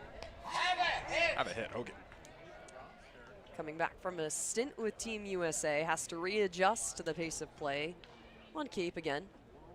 With bats, new batting gear, same old Hogan Denny. It's a 2-1 count, no outs on the board here in the bottom of the 4th. Hogan Denny watches one drift by on the right edge of the zone. It's 3-1. You see it? He ditched the pink bat. Good observation. observation. First time since returning from Team USA. Kind of blended in with the rest of the pink batting gloves, so hard to miss, but catch. This one hammered out towards right center field. It had a little bit of the breaking action over the top, but the center fielder, Kelly, puts away Hogan Denny. It's not a strikeout for the Indiana Hoosier, but it'll go out on the 8 unassisted. Or it hit contact. I believe that's the first of the day for the Cats. Yeah, definitely. And first to the outfield as well. And yeah, you can't hit it to that guy either. Rowan Kelly, I think he covers every inch of the earth that's not covered with water. He's pretty good out there in center field. Yeah, it's Hogan Denny's number to his list. First pitch to Landon Beaver on the outside half. We were mentioning it earlier in the game, robbed Ryan Taransky last time these two teams met up here at Lowell Park. It was a star-studded play, one to keep in your scorebook. A 1-0 count, 1 out on the board. Landon Beaver, a good wraparound attempt. Hear it going off the fence. It's a 1-1. Landon Beaver so far this season has been everything that the Kettleers have expected of him and more. Tying Jake Hanley for home runs on the season, 3 of his own. Doss on the inside half. Will not connect, it's a 2-1 count for Beaver. Landon Beaver in his 26th game. It's 23 for 86. The The knee up in the toss. Landon Beaver jocks that one over towards right field, dribbling down. Will it be a double on the day? Beaver looks to make it one, and he slides in. Landon Beaver adds another hit to the tally, and talk about that hitting streak. He's back on top of it with another one here. That's a 6-game hitting streak for Mr. Beaver. 5 games in a row with an extra base hit. Yeah, he's swinging it well right now. I mean, this kid is really impressive. It just looks silky, it looks smooth. He's got 5 doubles on the year now. Nice little flex on second base, too. Nice job. Set the table. Let's tie this game. First hit of the ball game belongs to Landon Beaver here in the bottom of the 4th inning. A runner aboard in scoring position for J.J. Moran. Running in towards second base, Adam Magpok is not in time. Beaver with a last-ditch effort to get himself safe. J.J. Moran will re-await the first pitch. It's 1 out on the board in the bottom of the 4th inning. Kettleers add a hit, excuse me. Orleans has 3 on the day. Kick and delivery. J.J. Moran goes fishing down low. Unsuccessful attempt. It's an 0-1 count. Need to get J.J. going again. Liam, this is the guy you were talking about. He's gonna be big if the Cats want to make a big push. Cutler kicks and fires. Popped up over our heads, but looking to make an effort is the first baseman, Sean McMillan. It drifts way far over the fence. No need to jog too hard, McMillan. Head back over to first. It's an 0-2 count, 1 out on the board for J.J. Moran. And for JJ, the tell is the strikeouts. Over the last week, he's had 7 punch-outs. This is the money time. 0-2 count. He was so good before the All-Star game at fighting off pitches. 0-2 and tries to go around again. J.J. Moran will head back to the dugout. This time it's a forward-facing K in the scorebook. J.J. Moran 0 for 2. Summer high 7 strikeouts for Andrew Cutler. Doesn't have the overpowering stuff. That's just 91 miles an hour. A true 4-seam fastball with some ride at the top of the zone. And gets the swing and miss. First pitch to Isaac Sturgis. It'll roll into the glove of McMillan, looking to turn a 3-1. Oh, a last-minute step off the bag, but he's in time. Andrew Cutler puts up 7 Ks on the Cotuit Kettleers across 4 innings of work. We've gone 4 up. We'll head to the 5th when we come back.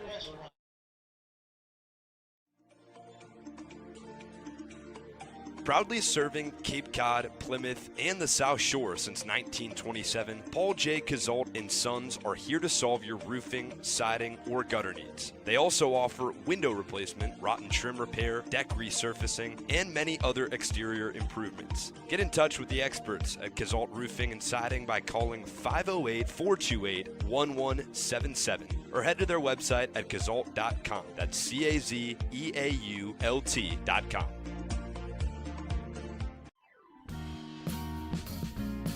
Cape and Coast Bank has been supporting Cape Cod families since 1921. Just like the Kettleers, they believe in teamwork, commitment, and community. Whether you're planning your next big move or need smart business advice, Cape and Coast Bank is there to help. Find out more by visiting capeandcoastbank.com or at their nearby location off Falmouth Road in Marston's Mills.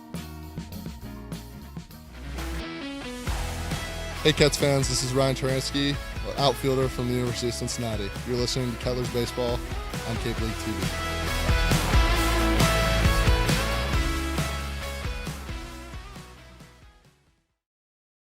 Top of the 5th coming to you from Lowell Park, and on the mound it's from 35 to 36. Mason Holloway, the right-handed pitcher out of SUNY Binghamton, getting himself set with a couple of warm-up pitches, but the day is done for Landon Dahl. Back-to-back days, Cotuit Kettleers starting pitchers, going across 4 innings of work, and Dahl kept things at bay for the Kettleers. Yeah, he really did. Gave up 3 hits, gave up 1 run, but left traffic on the bases in every inning. 5 left on in 4 innings of work. He did a really good job. Mason Holloway is a guy that's given length for Coach Cooper out of the bullpen. Will he do it again? Liam. Yeah, Holloway has been great. Third appearance of the summer, 2.84 ERA. You saw it. 6.1 innings pitched. Just giving up 3 hits, walked 3, struck out 1. He was in our broadcast booth the other day. Great conversation with him. Really just beaming with confidence. A starter at Binghamton this season. Kind of converted to a reliever role. Could see a start in the future for him. Stuff is there. Fastball, sweeper, changeup. Goes to it all. Yeah, it doesn't strike many guys out, though, but remember that at Doran Park, a lot of weak contact, Brooke. Weak contact has been the name of the game for the Kettleers in today's matchup. Not many fly balls out towards the outfield. You did have that sac fly that helped win into the glove of left fielder Sam Christensen to move the base runners on for the Orleans Firebirds. Now, Landon Dahl has the second best ERA amongst starting active pitchers for the Kettleers. Tyler Mercier holds a 0 ERA across 2 games. His Chatham line still technically not finished, so still awaiting that game to be completed. But Landon Dahl with a 2.35 ERA after today's stretch. We'll see how Mason Holloway can hold up. The relievers definitely been a storyline for Kettleers in terms of runs given up. First pitch over the fence, backing to the top of the order, Rowan Kelly. He's back in the box after robbing a couple of guys in the outfield, making some really nice defensive plays. He'll step up here in the top of the 5th inning. It's an 0-1 count. Rowan Kelly walked back in the 3rd and was brought all the way home off the sac fly. This one popping up in the infield, running to make the play himself, Mason Holloway. The unassisted hustle over to first base, and Liam, we've said it before, pitchers are athletes too. Sure are. Mason Holloway is an athletic guy himself. Moved off the mound well, and it's the only play he could have made. Taransky was off the bag, so foot race to the bag. Kelly's got speed, so does Holloway. I'll take this one over. 1 down to start off the top of the 5th. It's a good start. The weak contact, like we mentioned just moments ago, it's much needed here. Orleans still with 3 hits on the board. It's a 1-0 ball game. First pitch coming in, 92 mile an hour off the radar gun, down low to Dominic Cadiz. He will survive. First pitch he sees off the reliever. Cadiz doubled back in the 3rd, singled in the 1st, and advanced towards 3rd off a wild pitch. This one hashed out over towards right field, running for it, Taransky and Landon Beaver, but to no avail. Beaver makes a attempt to go over the fence in joking fashion. It'll be a 1-1 count. This is the place the Kets have to be better in the last week stretch of baseball on the Cape this summer. Regular season baseball, that is. Relief arms have not been statistically good for the Kets. Holloway has a chance to rewrite that today. The 1-1 count, the kick and delivery. This one hashed out in between. J.J. Moran picking up the ball to make the play at first. And just like that, 2 up and 2 down. And it's all up to Adrian Beltre Jr. to put some momentum for the Firebirds. Well, no natural order cycle for Dominic Cadiz. As he had singled in the 1st, doubled in the 3rd. Grounds out here in the 5th. 2 up, 2 down, 3 in a row retired. Really want a 1-2-3 inning, guys. I really, really do. Give it to me, Mason. Give it to me. Nice way to finish things off here. The broadcaster's jinx could come in clutch. It's 2 outs on the board in the top of the 5th. Mason Holloway with the delivery. It's an awkward foul tip off the bat. Adrian Beltre Jr., designated hitter out of USD. And to look around to make sure that ball wasn't headed towards fair territory. It's an 0-1 count. It's a weird looking atmosphere here at Lowell Park. As he fires it home. Downstairs is the pitch of Mason Holloway. It looks like fog rain. I couldn't tell you or give you a good adjective. I was going to say maybe a little mist following over the field. Definitely not Chatham level fog, but it's getting pretty close. The 1-1. Sent over the grandstands on the right side. It's a 1-2 count. 2 outs on the board. Mason Holloway with a chance to put up one of the better performances we've seen out of relievers recent games. 1-2-3 inning here with a 0 on the board would be huge. Especially with Tyler Myatt due up next. Base covering, and we're ready for the pitch. This Oh. one takes off the back of Beltre Jr. Drilled just between the numbers of 2-9 on the back, and it's a hit by pitch for Mason Holloway. Yeah, the breaking ball backed up on him. No intent. 1-2 count, trying to put him away. Oh, there goes the 1-2-3. Middle of the yeah, that's costly because now you got a guy that has homered in back-to-back ball games. No one else has hit more homers than him on the summer. Into the left-handed batter's box for a much more favorable matchup. First pitch to the leader in home runs. It'll be strike one. Fishing downstairs. Adrian Beltre Jr. across 25 games of play hasn't stolen a base yet. He's been pretty quiet when it comes to on the jump, so curious to see if there will be much checking on him. The focus more on Myatt. Well, there's a check. Unsuccessful, not in time. Taransky was pulled off the bag. Seen a couple of games where there's been about 4 or 5 checks over to first, but Trey Jr. doesn't showcase, as of right now, the numbers to do so. They'll look down, and a pitch to Myatt. Flashed out towards left center field, running for it and giving it all he has is Isaac Sturgis, rounding the bases and giving the green light to head home is Beltre Jr. It's an RBI double for Tyler Myatt. That's where the walk comes back to hurt you.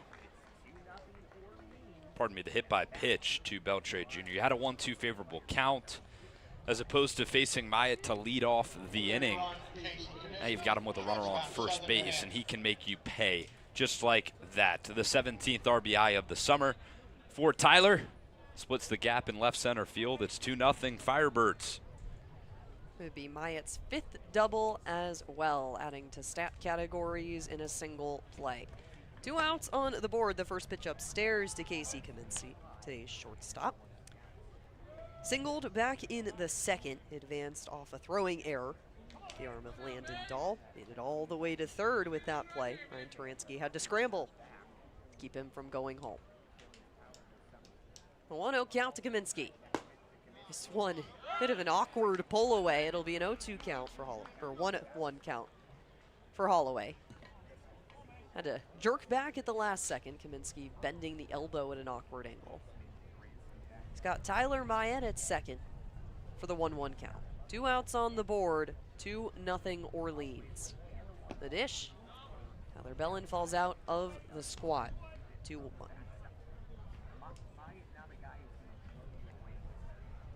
Holloway's been pretty consistent throughout the season so far.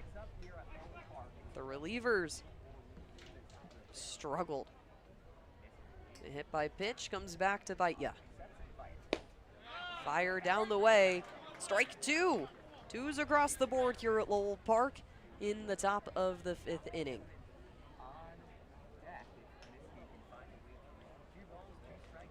Casey Kaminsky will battle through here. A 2-2 count. He's only seen 0-1 counts so far in today's game. Here's the fire. Downstairs again, it's a full count, the first of the day for Mason Holloway.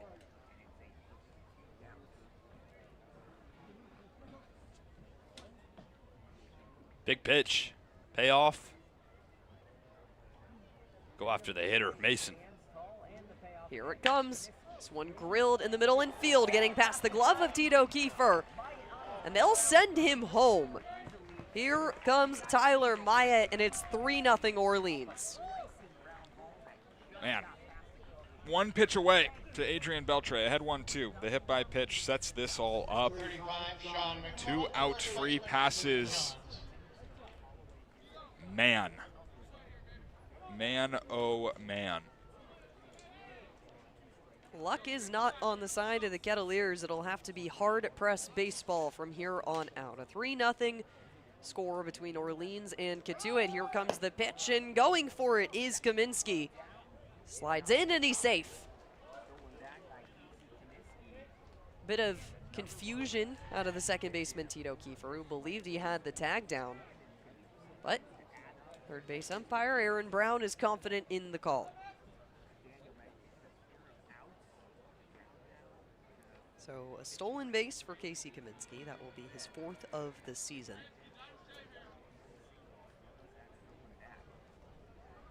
A 1-0 count.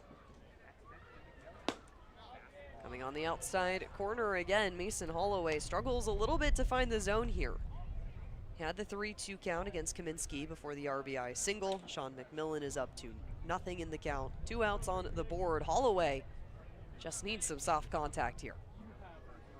The kick. There's strike 1. The righty finally connects in the zone. His battery, Tyler Bellin. It's a 2-1 count, but anything's possible still. Gotta keep your foot on the pedal.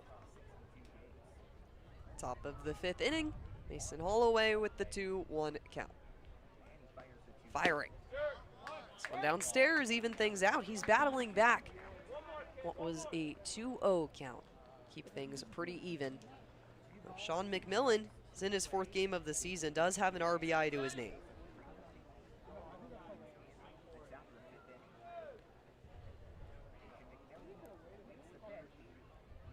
Holloway deals. Rung him out. Mason Holloway survives another runner on base. The Kettleers still down 3-0, but gets the punchy is the kid from upstate New York. We'll be back with the bottom of the 5th in just a moment. The Generac generator from Mercier delivers more than reliable backup power. It delivers peace of mind. Peace of mind that comes from knowing our expert technicians, knowledgeable staff, and emergency service team are here when you need us most. As one of New England's leading Generac generator dealers, RCA provides a 10-year warranty and regular maintenance services to ensure your home stays protected. RCA, powering your peace of mind. Try it, then buy it. Rent a new cat for up to 90 days. Then apply 100% of the rental cost to the purchase and save. The Milton Cat Rent to Purchase offer. Try it, then buy it. Go to miltoncat.com/RPO. Cape Cod 5 is proud to be the official banking partner of the Cape Cod Baseball League. Cape Cod 5 offers a broad range of financial products and services tailored for every stage in your financial journey. Reach out to us. We're here to help. If you're a Massachusetts resident and don't have a bachelor's, you could be attending 4Cs for free, all while preparing for careers that actually move you forward. Aviation maintenance, nursing, dental, funeral service, we've got it all. capecod.edu/free. Game 35 here at Lowell Park, and as the season continues to wind down, we'll take a quick look at your standings. Ones that are really important to know about. The Cotuit Kettleers and Wareham Gatemen can't escape each other. The Gatemen with a big win over the Anglers yesterday, over Falmouth yesterday, 2 points back of the Cotuit Kettleers, sitting at an 11-20-2 record. The Gatemen with an 11-22 record. Orleans kind of dancing their way out of playoff competition. They're 9 points back from the Chatham Anglers after a big 14-2 blowout yesterday. It's devastation, but Orleans somehow has the offensive advantage in this game today. It's a big score. Kettleers looking to battle back here in the bottom of the 5th inning. Ryan Taransky takes to the plate. It's 3-0 Orleans. The toss to Taransky, he takes as usual for strike 1. All that means is that this game matters the most. Yep. It could for the Kettleers season. Every game from this point on means a lot, matters a lot. Got to win. These are must-win games. It has turned into must-win territory. Taransky in the box, shuffles around after taking a ball 1. Man, frustrating. Count even, no outs on the board at bottom of the 5th. The outside, dribbling away from the glove of Brendan Bucher. Be a 2-1 count. And record-wise, the Firebirds have a worse record on paper than the Kets. That's one of 2 games in this last stretch that the Kets will play against a worse team than them record-wise. Feels like a chance to capitalize. Right down Broadway is the pitch from Andrew Cutler. It'll be a 2-2, and you mentioned it there. Strength of schedule just jumps exponentially. Got at least 3 games in the West Division in your next 4. Chatham game rescheduled to the 30th, so that will be an East-West matchup. Inside and rung up is Ryan Taransky. For the 21st time this season, they catch him 21st time on the round. He struck out back in the second. Dranski's a guy that is dancing with fire when it comes to the walk-K ratio. He's got 25 on the season, 22 Ks overall. What a way to go down. Andrew Cutler might just be pitching himself into pitcher of the week right now. I mean, this is 8 strikeouts, 4 1/3. Carson Santana with a little bit of a bunt action. Picking it up is the catcher. And then Carson Santana is not out at first. Brendan Bucher stepping up to call off his pitcher on the mound and making the falling play over to first base, and it's not in time. Carson Santana is safe. Hey, I love it. Haven't had the best luck facing Cutler straight up. Santana just lays down a really nice bunt. Bucher behind the plate almost made an incredible play, popping out of the crouch. Santana bunts for a hit. You've got speed on the base paths. And Tito Kiefer up at the plate. Kettleers get their second hit of the day with the bunt from Santana. The first pitch to Kiefer, drilled into the glove of the shortstop. Could this be a double play? Is it in time? It is. There is the bottom of the 5th inning from Lowell Park. The Kettleers put away on a last-second double play following an incredible hustle from Dawson Santana. We'll see you in the 6th, or excuse me, getting set though. There's a lot of great action coming from Kettleers alumni, and we have our own Ryan Weiner here in just a couple of seconds. But wow, what a way to finish the bottom of the 5th inning. And hey Ryan, how's it going down there? It's good down here, Brooke. Thank you. While Lowell Park is obviously the paradise of baseball on the Cape, we also have another paradise 241 miles away in Cooperstown, New York. And it's a very, very special day for one Kettleer alum, Jeff Kent, a 1988 Kettleer who was just inducted into the Baseball Hall of Fame after receiving the vote of the Contemporary Era Committee. Throughout his career, Jeff Kent tallied almost 2,500 hits, over 1,500 RBIs, and has the MLB second baseman record for home runs with 377. He won the NL MVP in 2000 while playing for the San Francisco Giants and is going to have his number retired by that franchise later this year. He's also a 5-time All-Star and a 4-time Silver Slugger across his career, which was 17 years and spanned 6 teams. Congratulations, Jeff Kent from the Cotuit Kettleers. We hope you have a great time this weekend in Cooperstown. Back to you guys. Thank you so much, Ryan. Always appreciate the sideline hits. And yeah, it's a big day in Cooperstown. There'll be induction ceremony. We talked a little bit about Beltre Jr. His dad's probably not present right now, going to celebrate another induction ceremony. And the Kettleers looking for some big momentum themselves after what was kind of a heartbreaking double play to finish off the bottom of the 5th, grounded into by Tito Kiefer. The 6-4-3 finishes out the 5th inning, and we're here in the 6th.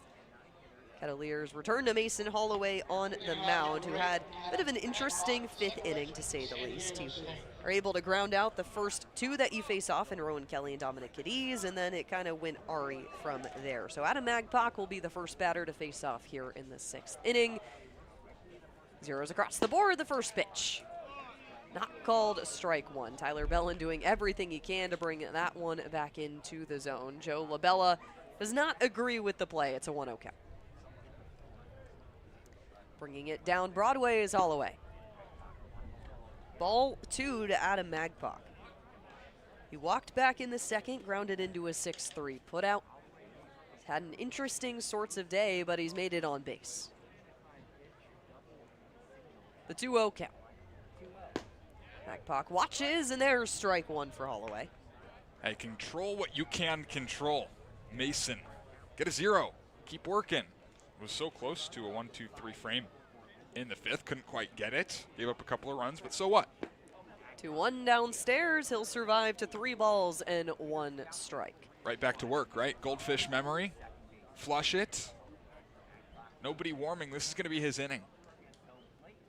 The knee up from Holloway on the outside, and Magpok checks back to make sure it's a walk, and it will be in his favor. Another walk on the day for the kid out of SDSU. 6-3 free pass of the day for Cotuit pitching. It's been 4 walks from Dahl, hit by pitch last inning that extended the inning for Holloway, and now a walk to start off the top of the 6th. Brings up Brendan Bucher, who has walked in all of the at-bats he's had today. Runner will go. Magpok makes the play. Tyler Bellin with a perfect toss over to second. It is not in time. It was a great pop-up and a good read from Tyler Bellin, but just cannot connect. Now Adam Magpok is at second. Back into scoring position. Nobody out. Landon Dahl worked out of a couple of these spots, first and second innings. It's Mason's turn. The good healthy lead is Magpok. Mason Holloway with the 0-1 count. He'll step off the mound. Time will reset. You have to wonder, you can't really see it too well on your screen right now, but the mist it's pretty thick right now. It is. Interesting day here. Bright sunlight yesterday at Harwich. Flashing bunt is Bucher. They'll call it a strike. Bucher a little confused with the call, but he'll reset in the box. Yeah, he went. He flashed the bat at that. Gonna try and say otherwise, but he did. Nothing in one. We're still in the top of the 6th inning here at Lowell Park. 3-0 Orleans. Mason Holloway to minimize the damage as best as he can, and running back and forth, a confusing play. Sliding back to second, Adam Magpok, and pulled off the bag the shortstop Dawson Santana, who was dancing left and right before finally coming in to cover second. Holloway looks over and delivers. This one popped up in the middle infield. Santana running in to make the play at first. He's in time. But runner will advance. Adam Magpok at third. Wow.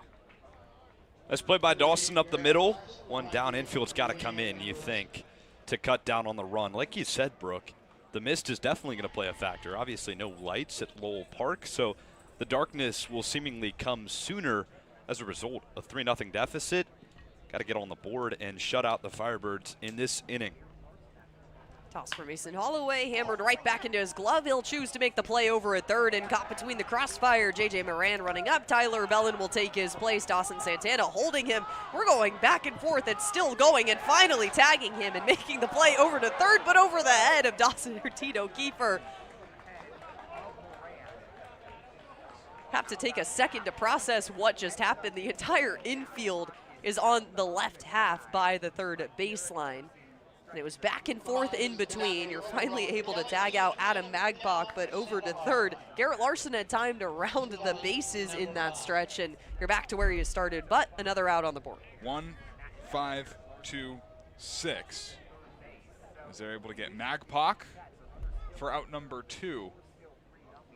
And all the way up to third is Larson. That's good base running. Really good base running by Larson to take as many bases as he could. Everyone's distracted. You take advantage and put yourself in a position that you just lost seconds ago. So Garrett Larson reaches on the fielder's choice. Down goes Adam Magpok. Second pitch to the top of the order. Rowan Kelly is called strike one. Kind of going back to the mist thing. We have played through 5. So if they want to call it due to weather, they have every right to do so. And you talk to the infielders about some of the lighting situations at fields with no lights. Heard it. It's really hard on their end to see what's going on. On the outside again, Tyler Bellin, it's a 2-1. YD game that was called early. Talked a little bit to the infield, and they said they could barely see after the 6th inning. Even though to us it looked completely normal. Questions as to why they called the game. Well, your infield's in trouble if you can't see the ball. 2-1 count, 2 outs on the board. Foul ball hammered off towards left field. Haven't seen a lot of those in the past couple of innings. Fighting through will be Rowan Kelly. 2 balls, 2 strikes, 2 outs here in the top of the 6th inning. Mason Holloway 1 strike away from putting this down. Kick and delivery. Downstairs, Tyler Bellin able to make the good defensive stop. Any sort of pass ball or wild pitch could score immediately, Garrett Larson. Keep him away. That was an issue yesterday. Certainly an issue. The 3-2 count, Rowan Kelly looks to survive here. He'll swing on the first pitch he sees in the 3-2 count. Fouled back, he'll survive. He puts up battles, doesn't he? Out of the top spot of the order. That's what you're looking for. Kelly Nicholson, a guy that's going to be tough. Foul off 2 strike pitches. Put him away here. Put him away. Holloway with the heart stopper. Can he do it here? Hammered right back into the glove. He'll take a couple hops over. Underhand toss to Ryan Taransky, and the top of the 6th is over. Have a chance to give away another run in the game. Mason Holloway doesn't do it. Instead, he puts away the last out of the game in thrilling fashion. We'll be back with the bottom of the 6th and more in just a moment.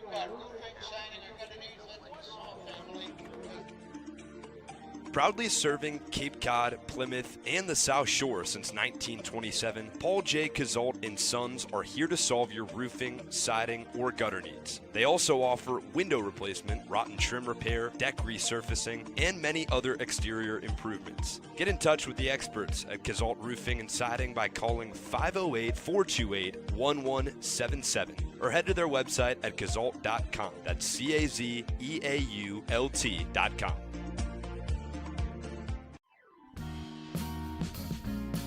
Cape and Coast Bank has been supporting Cape Cod families since 1921. Just like the Kettleers, they believe in teamwork, commitment, and community. Whether you're planning your next big move or need smart business advice, Cape and Coast Bank is there to help. Find out more by visiting capeandcoastbank.com or at their nearby location off Falmouth Road in Marston's Mills. Hey Cats fans, this is Ryan Taransky, outfielder from the University of Cincinnati. You're listening to Kettleers Baseball on Cape League TV.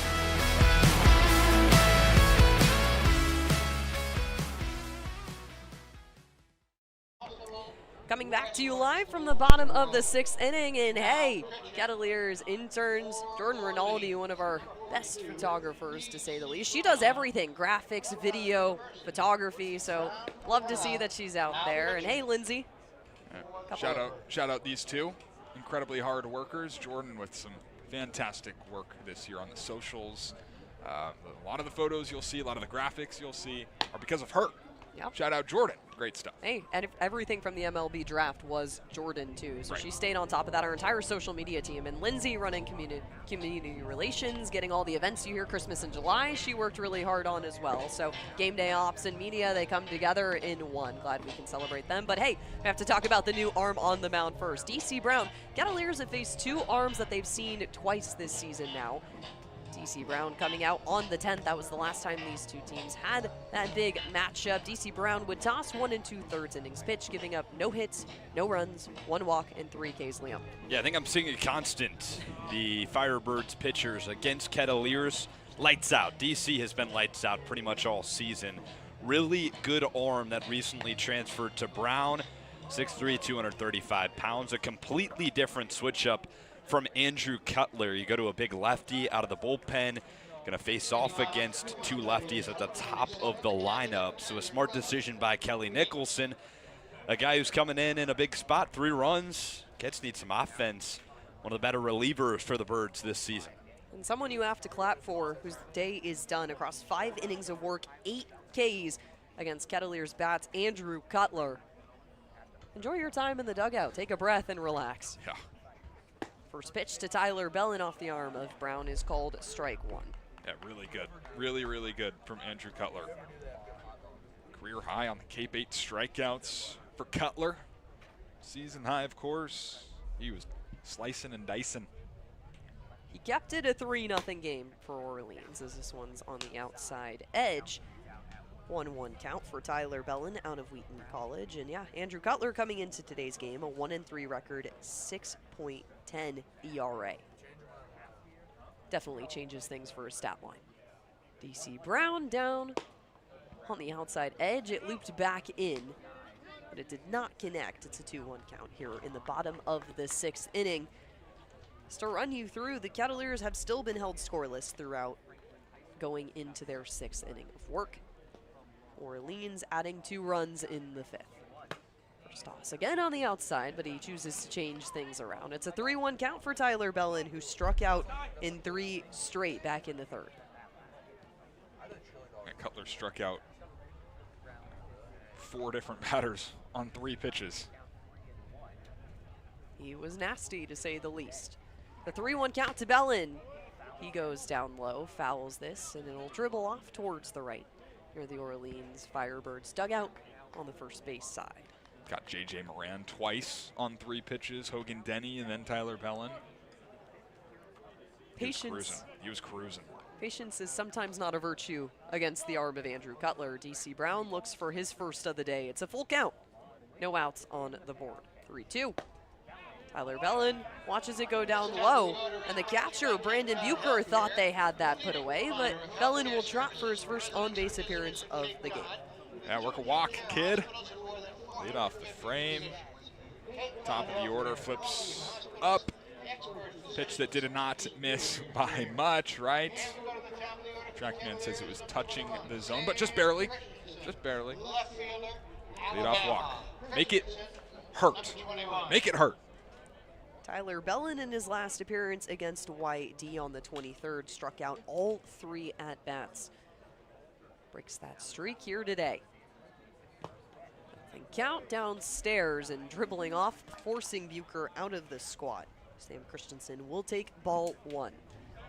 Christensen has had a off day to say the least, grounded into a 6-3 on the second pitch he saw out of Cutler, and then K'd out in the third. Could he change the narrative here? And he'll do that. Single out into right field. Tyler Bellin will advance to second. Sam Christensen with a hit. What you ask for will come. Sam Christensen with a single. Really nice piece of hitting. Maybe it just needed a change of an arm to get going offensively. All of a sudden, 2 pretty solid at-bats. Tyler Bellin works a walk, followed by a Sam Christensen single. Sam Christensen adds another hit on the day for the Kettleers. That's 3 overall. Hogan Denny in the box now. Swings at the first pitch he sees. It'll foul off towards the right. So no 1 count for Hogan Denny. Hey, but Sam Christensen struggled in his first 2 at-bats. Hogan Denny with a similar story. Changes the narrative here. The 0-1 count. Kick up from Brown on the inside quarter. Hogan Denny is a guy that also knows how to play the patience game. Yesterday, singled in the 3rd, was hit by a pitch in the 4th. Got himself moving pretty early on. It might be a different story here. 1-1 count. Denny awaits. Breaking ball action for strike 2. DC Brown working what went really well for the Firebirds last time these 2 teams faced off. Gave up no hits, no runs. Bit of a different situation here with the walk and the single. No outs on the board, the 1-2 count. Hogan Denny pops this one up high towards center field, but running underneath it will be the second baseman, Adam Magpok. A Hogan Denny 0 for 3 on the day and another flyout. Yeah, it's an empty out. Saw him pop up on the infield with a runner in second base in yesterday's game, late in the game, trying to scratch a run across, take the lead, or out on insurance. Either way, does it here in a 2-strike count nonetheless, but with less than 2 and 2 on, gotta be able to move those runners over. Yeah, and especially for the guy at the plate, Landon Beaver. He was a thorn in the side of Andrew Cutler with a double in the 4th. Take. Very good take, Landon Beaver with ball 1. It's lefty on lefty matchup here at Lowell Park. 1 out on the board, and DC Brown chance to get ahead here. He's got to walk a single in the pop-up to second. Strike 1 called on the left half of the zone. Landon Beaver watches that one blow by. It's a 1-1 count. This is the reason DC Brown is in this game. Obviously, he's a great arm, but top of the lineup, 2 lefties, especially Beaver. The 1-1 on the outside again. Brown trying to hit the curve on the exact same part of the zone that he did last time, unsuccessful. Beaver with a good take. It's a 2-1 with 1 out on the board. We're in the bottom of the 6th. Orleans up 3-0 against the Kettleers. The delivery. Beaver tried to wrap around it. He's looking down at the plate, wondering how far the bat went around. He's got 2 runners aboard in a 2-2 count. A chance to make some noise against Orleans here. DC Brown, the knee up and the delivery. Beaver passes this one over into the glove of the first baseman, looking not sure where to go, though, was the shortstop, Casey Kaminsky. Yeah, fielder's choice there. That's a tough one because McMillan has to come so far off the bag. DC Brown is a left-handed pitcher, so he's falling off towards the third base side. Long way for him to go to get to first. All in all, you'll take the out at second. Runners on the corners, and 2 outs for J.J. Moran. Sam Christensen falls to the fielder's choice. The middle runner will be stopped, but runners on the corners for DC Brown. Tyler Bellin at third, Landon Beaver at first. The first pitch to J.J. Moran. Down low in the dirt. Will be awarded a ball, and it's his first ball of the day. It's gone down in 3 strikes at every other at-bat. J.J. Moran steps back into the box. So far this season, Moran with 7 RBI across 86 at-bats. Knee up and toss, and this one punched out towards right center field. Will it drop? Will it go? It drops in the outer field. Tyler Bellin comes around to score. Landon Beaver also comes around to score. J.J. Moran home with the 2 RBI double off the fence. That's what we were talking about. J.J. is a big piece in this Kets lineup. Second half of the season. Blasts a double to the opposite field. Thought that was going out for a second. Maybe on a brighter day, the ball would carry a little more. Opposite field, backside double. 2 runs coming to score. Brand new ball game. 2-3. Kets trail by just 1. Silky smooth swing, JJ. Tying run aboard for these Kets. Yeah, baby. DC Brown gives his first hit to the Cotuit Kettleers off the bat of J.J. Moran, who now dances around on second. The first ball to Isaac Sturgis. Now, like Liam said, new life be breathed into this game. J.J. Moran with the 2 RBI double. The momentum shift here, but 2 outs on the board. Could Isaac Sturgis help tie it up here? He hefts this one over the head of the shortstop, Kaminsky, and rounding third. J.J. Moran coming in to tie the game. And he does. Isaac Sturgis, the RBI single. It's back-to-back RBI plays for Kettleers here in the bottom of the 6th inning. Good for you, Isaac Sturgis. Left on left, not trying to do too much. Shooting it over the shortstop, Kaminsky's head. That's sweet. That's sweet. His 10th run batted in on the summer. Ties the game at 3 in the 6th. Good for the Cats. What a momentum change, too. You come in 5 scoreless innings of work. You've got 2 outs on the board, and the Kettleers look to continue dealing damage. A tie ball game showing bunt. Ryan Taransky brings it back around, but not in time to avoid the strike. It's an 0-1 count. What an explosion. Tyler Bellin getting the board moving with a walk to start things off here in the bottom of the 6th. Sam Christensen caught in the fielder's choice, but had the single as well. Landon Beaver survives off the fielder's choice. All runners on so far have been brought home. Isaac Sturgis looks to do the same. Yeah, how about big game Bellin, baby? Leads off the inning with a walk. Comes home to score. That's how you start an inning. Set the tone. Love it.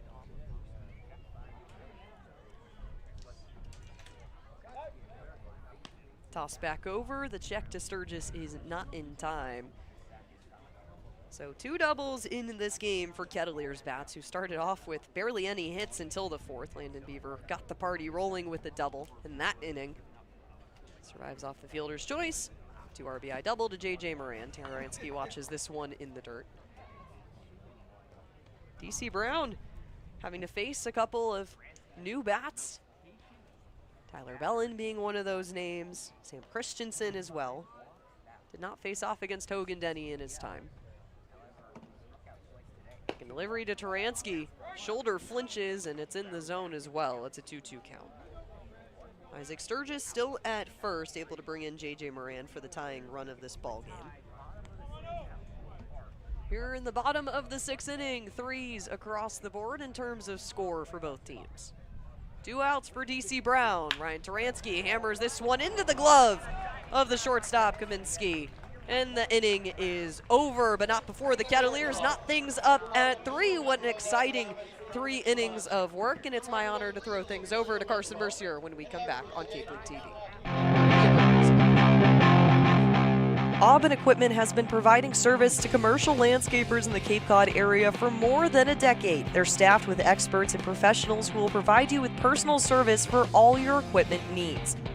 Aubin Equipment is the exclusive sales and service dealer for Walker mowers on Cape Cod, and we're named the top dealer in Walker equipment 3 years in a row. Find Aubin Equipment online at aubinequipment.com or stop by Monday through Friday at their location in South Dennis.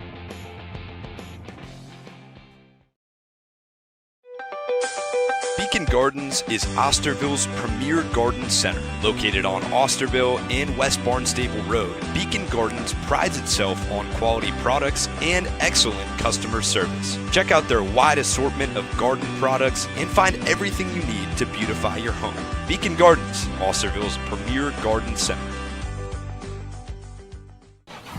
Try it, then buy it. Rent a new cat for up to 90 days. Then apply 100% of the rental cost to the purchase and save. The Milton Cat Rent to Purchase offer. Try it, then buy it. Go to miltoncat.com/RPO. Hey Cats fans, this is Noah Coy, shortstop from Notre Dame. You're listening to Kettleers Baseball on Cape League TV. Birds call to the bullpen and the Cats backs wake up. 3 runs on 3 hits. Isaac Sturgis, J.J. Moran, big RBI opportunities that come up big. Yeah, how about it? Only 2 hits through 5 innings for the Cats, then 3 in that 6th inning. Started with a walk of the number 9 man. Leadoff walks proving costly in this ball game. Good for the Cats, tie it up. Get the baseball back to Mason Holloway. Get back to work, kid, let's go. Brand new ball game, 3 apiece at Lowell Park through the mist on this Sunday night, July 26th. The Mason Holloway out there for his 3rd inning of relief. First one to Cadiz is lined down the left field line. It's fair for another hit. Cadiz rounds first. He's headed towards second on the first pitch he sees of the inning. He blasts a double down the left field line. He is 3 for 4 with 2 doubles, and those doubles kind of cut and paste, right? Both down that left field line, and both early in the at-bat. Cadiz can swing it.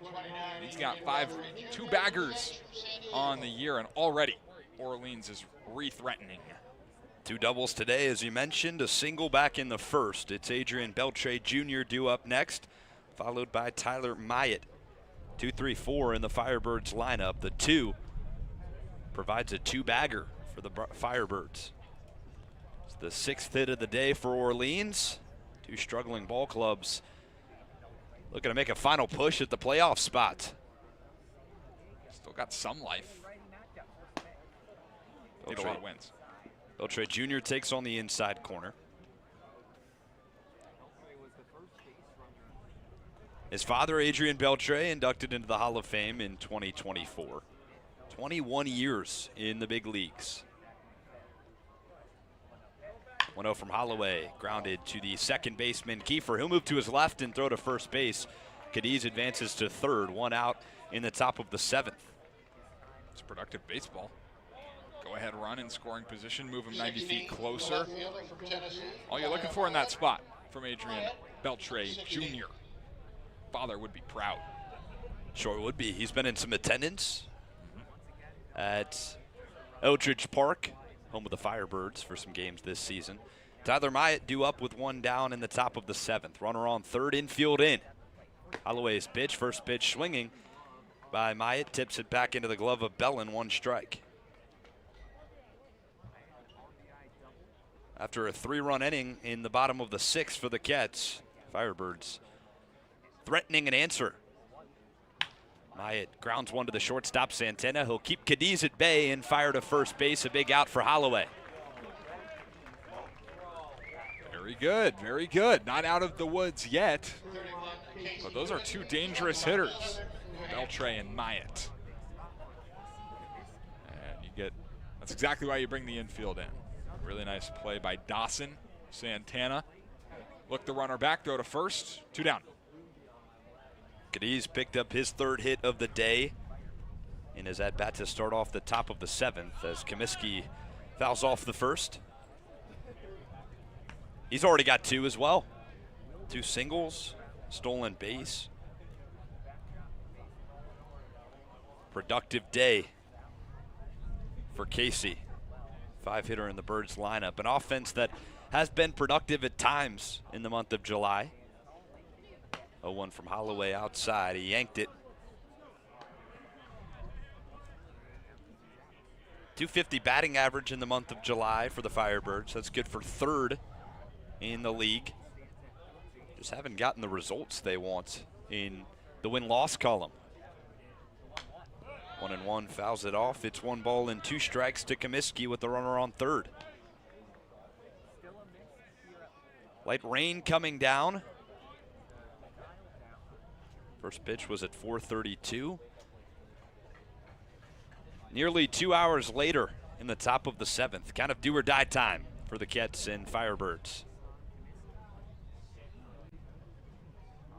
Long pause from Holloway, the 1-2 home. It's outside.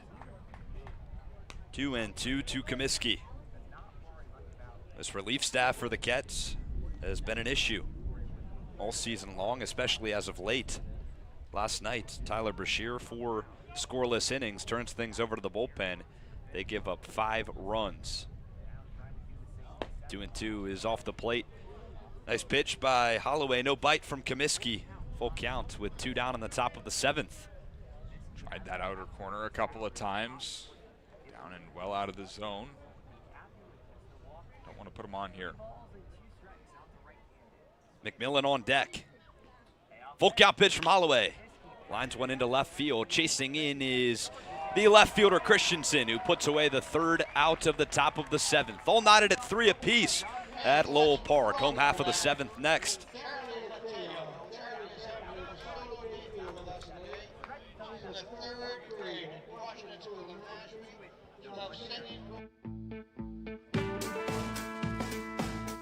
Want to give your kids an experience they'll never forget? That's what our Kettleers clinics are all about. Kids ages 6 to 18 will have the opportunity to learn the fundamentals of baseball and the importance of sportsmanship from some of the top college baseball players in the country. Youth baseball clinics begin the week of June 22nd and end the week of July 20th, and sessions are held from 9 to 11:30 each day. The advanced baseball clinics run from July 27th to the 31st. Head to the Kettleers website for more information.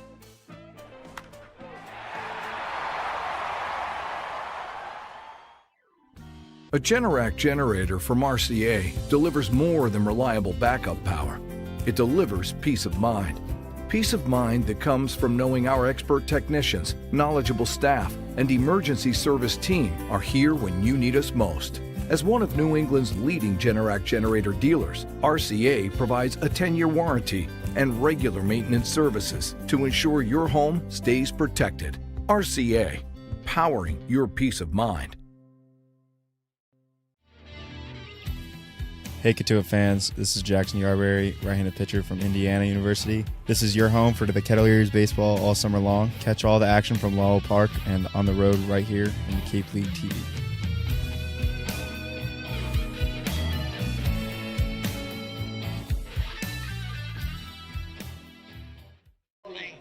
Through the mist at Lowell Park, we played 6.5 innings, all knotted up at 3 apiece. Home half of the 7th on Cape League TV. New arm out on the mound for the Birds. It's Harrison Thayer, the 6'3", 170-pound righty out of Texas, Rio Grande Valley. They were a pretty solid team this year. Beat Oregon State in a game, actually, as he makes his 4th appearance of the summer. 2.84 earned a run average, 6 1/3 innings pitched, 6 strikeouts. Has not yet walked a batter. We'll have the bottom of the order, 7-8-9 for the Cats. It's the 4th appearance of the summer for Thayer. First pitch to Santana is outside. 7-8-9 in the Cats lineup due up. Dawson Santana, Tito Kiefer, and Tyler Bellin, following a 3-run bottom of the 6th. Santana takes on the corner. Bunted for a single back in the 5th. Grounded out to the shortstop in the 2nd. That is his 2nd hit as a Kettleer. The 1-1 to Dawson. Looper below the zone for ball 2. Talk a lot about it, but the new faces are an interesting addition for the last week. It means that, for one, some new guys will have to step up, but also the returners have to get these guys acclimated. And I think that Coach Cooper does a really good job. And I think that there is a very good culture set here in Cotuit. I think there's a good mix of new faces, but also guys that have been here and guys that are going to stay. Full 3-1 pitch, lined out to right field, chasing towards the line is Larson. He catches it, falling away from his body for the first out of the bottom of the 7th. Pretty good wood for Dawson Santana. Just missed it a little bit. Garrett Larson over towards the line to make the play. Need this 7-8-9 to step up. Bellin did his job in the 6th. Collective 1 for 6 following that line out from Santana. A walk back in the 6th for Tyler Bellin. That started off the 3-run rally for the Kets to tie things up. Tito takes outside, it's ball 2.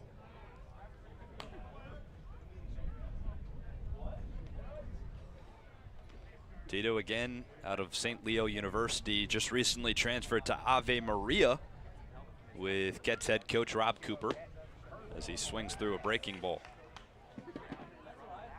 But has some experience this summer despite not playing in 2 seasons at St. Leo. Was in the Perfect Game Collegiate League with the Jamestown Tarp Skunks. As he hammers this one to center field, it's playable for Kelly as he moves over to his left for the 2nd out. That was a good swing by Kiefer. I think he just maybe got it off the end of the bat. Had that good, powerful stroke, but came off the bat a little dead. 2 up, 2 down. Harrison Thayer looking for a 1-2-3. Here's Tyler Bellin with 2 down in the bottom of the 7th. Bullpen catcher converted to starting catcher for the Kets. Swings at the first and misses on a breaking ball. He's not the only bullpen catcher who's gotten some bump this season. Firebirds have run out their bullpen catcher this year as well. Charlie Lapp got an at-bat last night and walked as Bellin takes on the corner. Out of RPI, the catcher for the Birds. So 2 bullpen catchers getting action in the Cape League. Gotta love it. The 0-2 with 2 down. Thayer looking for a 1-2-3. His pitch takes outside. Ball 1 to Bellin. It's a long history of bullpen catchers for the Kets. Cody Pasick in 2019. And Nolan Clark. 1-2. Chops one the other way. Diving play by McMillan. Flips over to the pitcher, Thayer, for the 3rd out of the bottom of the 7th. 1-2-3. Go the Kets to the top of the 8th on Cape League TV. The Generac generator from Mercier delivers more than reliable backup power. It delivers peace of mind. Peace of mind that comes from knowing our expert technicians, knowledgeable staff, and emergency service team are here when you need us most. As one of New England's leading Generac generator dealers, RCA provides a 10-year warranty and regular maintenance services to ensure your home stays protected. RCA, powering your peace of mind.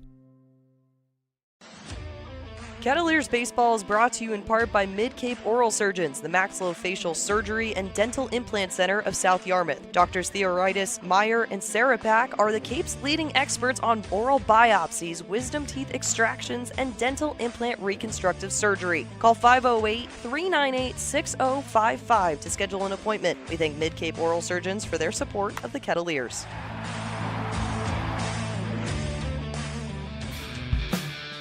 Kets fans, this is Chase Vandermeed, right-handed pitcher from Notre Dame, and we're grateful for all your support this summer. Let's get back to the ballpark on Cape League TV.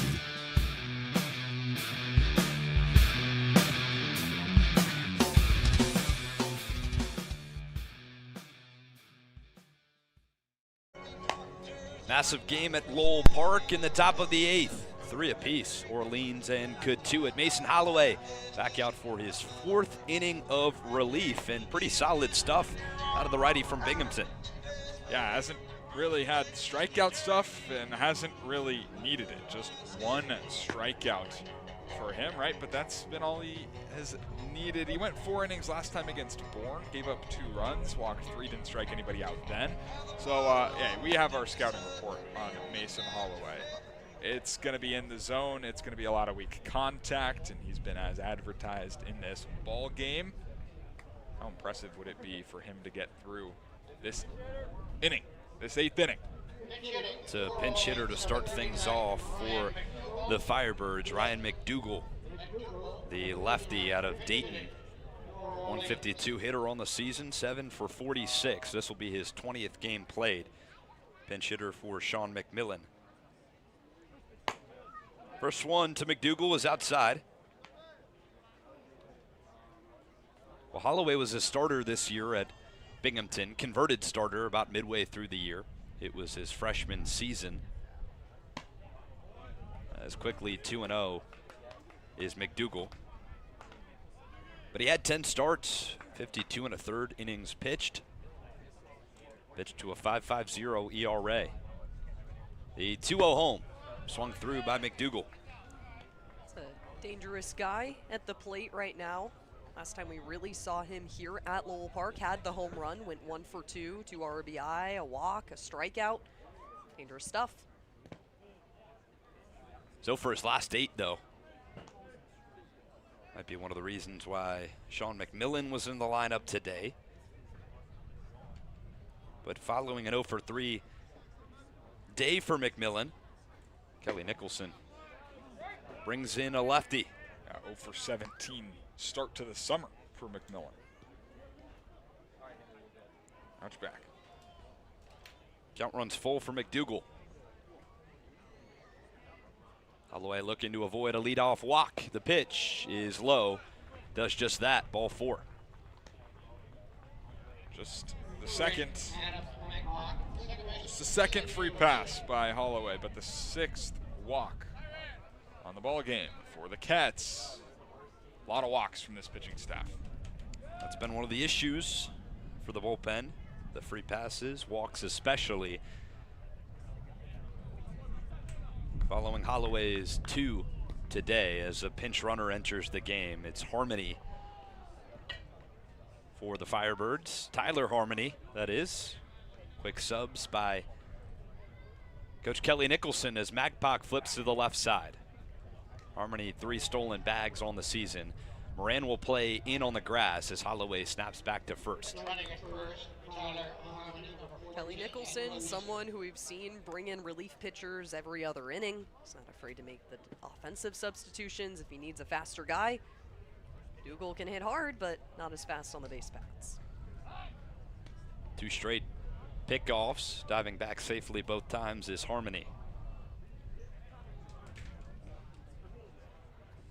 Look across the league. The big game you want to highlight tonight, Wareham and Hyannis. End of the second, no score. Bunt flash by Magpok, he pulls it back, it's on the outside corner. With a win today for Wareham and a loss for the Cats, all of a sudden, Kettleers drop out of playoff contention. Kind of a must-win game the other day right here at Lowell Park. As another bunt flash, and Magpok can't lay it down. 0-2 to the switch hitter.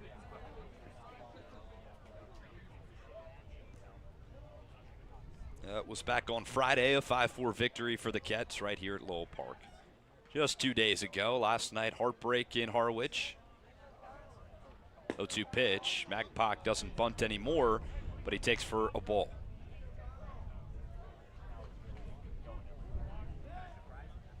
So Nicholson pinch hits for McDougal and then pinch runs for his pinch hitter, Tyler Harmony at first base. Magpok at the dish. Back to first goes Holloway.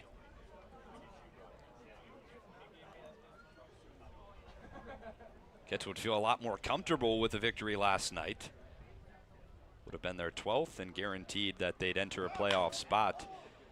Going into the off day tomorrow, have the 4th spot locked up for now.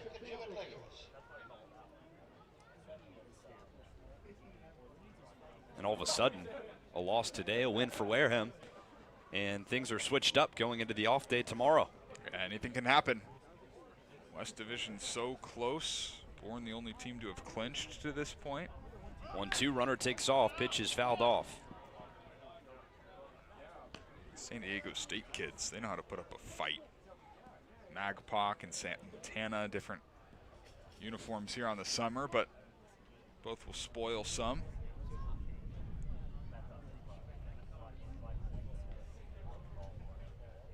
Magpoc struck out in his last 5 games. Doesn't have one tonight. Holloway would love to make it 6. Back to first he goes. Close play at the bag. They got him. Pinch runner Tyler Harmony is picked off after Holloway threw over a multitude of times, and the base runners erased. Yeah, that's sweet. No rule on how much you can pick off here on the summer. And Holloway taking full advantage of that. Erases the leadoff walk. Now why not a punch out? The 1-2 pitch. High. 2-2. So the teams who have clinched a playoff spot, there's 3 of them in the East Division. YD, Brewster, and Harwich after their victory last night. The 2-2 pitch. Fouls one off once again. Good at-bat by Magpoc. Last night's game between Chatham and Orleans had a lot of playoff implications. Engler sent out Angel Cervantes, and he carved up the Birds. The 2-2 outside. Magpoc continues to work his at-bat. It's a full count with 1 out.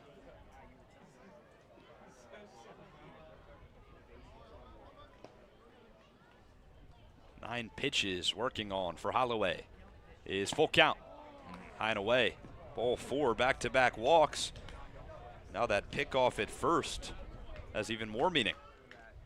Unfortunately, we saw this situation happen earlier, and you saw what happened. A couple of runs, a hit by pitch sets up the first run of the game for the Orleans Firebirds, and they kept on going for 2 more after that. Mason Holloway in a bit of a jam here.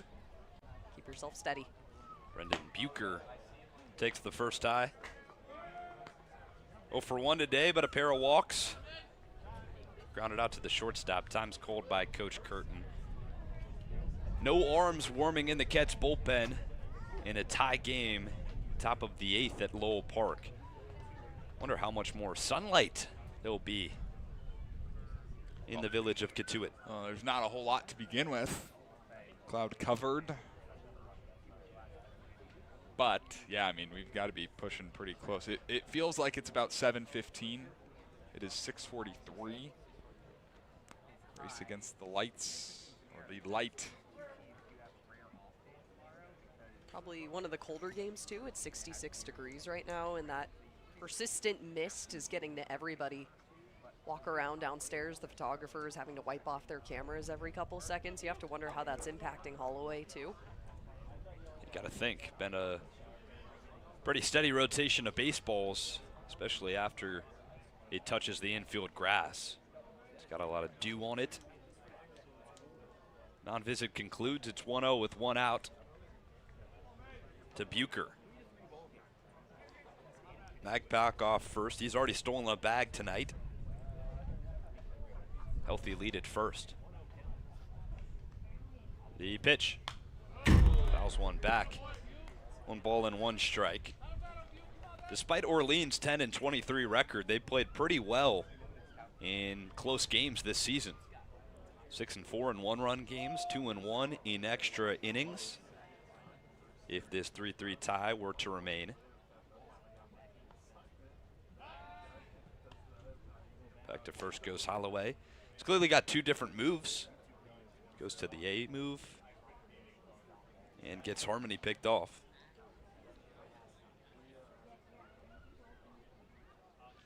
One pitch. Fouled off again by Bucher. 1 ball and 2 strikes.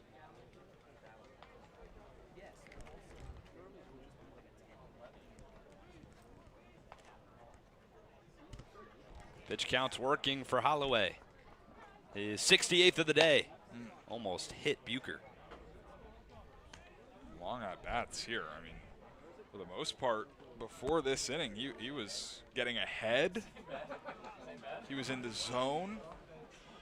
There have been a lot of foul balls, though. Aiden Healy is warming in the bullpen for the Kets now. Back to first, another close play. They don't have him this time.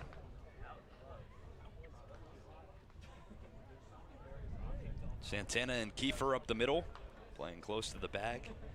Ground ball would be exactly what Holloway would need in this situation. His pitch, Magpok takes off. The pitch is lashed foul.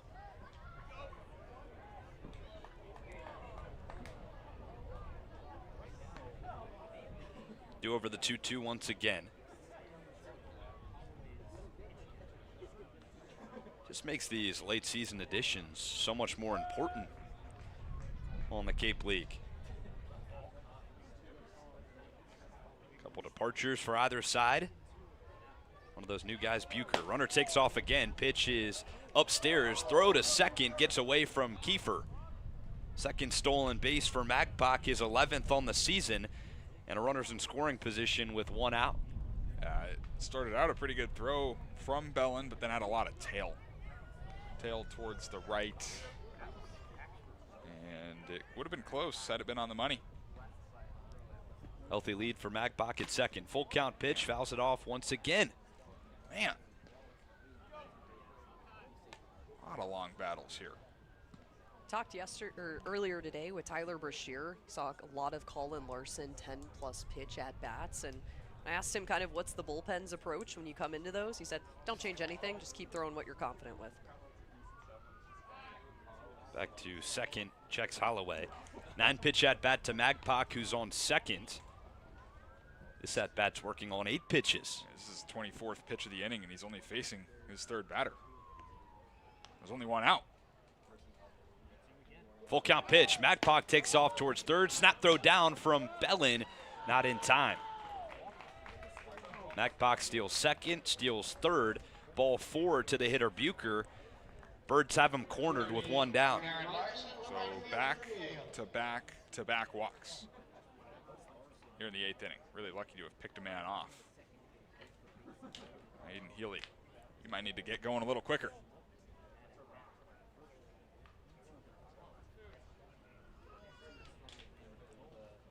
Garrett Larson stepping to the plate. Double play is back in play now for the Kets. Corners will play in.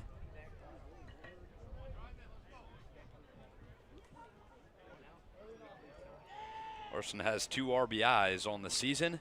A chance for his third at third base. Bunt flashed. He pulls it back. It's high.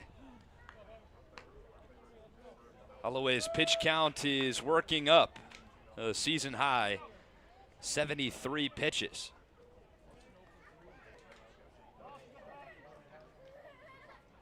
In his 4th inning of relief. Squaring again, pulling back. 1-1.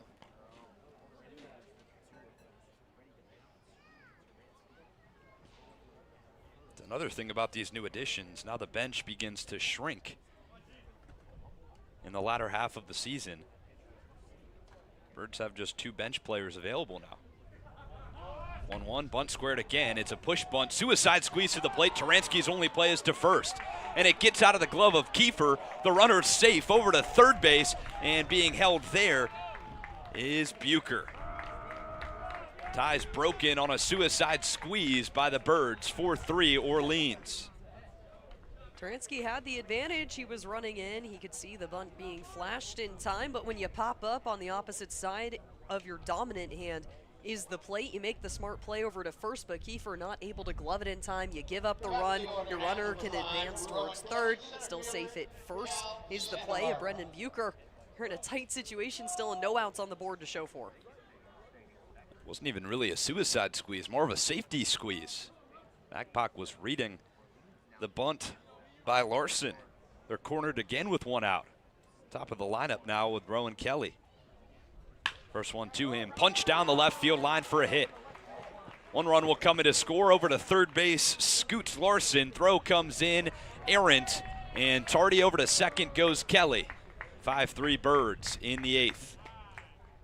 Man, from bad to worse, late in the ball game, back-to-back days. Frustrating stuff, really frustrating. Good swing by Rowan Kelly. Like to see that for a Gaucho. Hate to see it for the Cats. It's a double for Rowan. That'll conclude the day for Mason Holloway.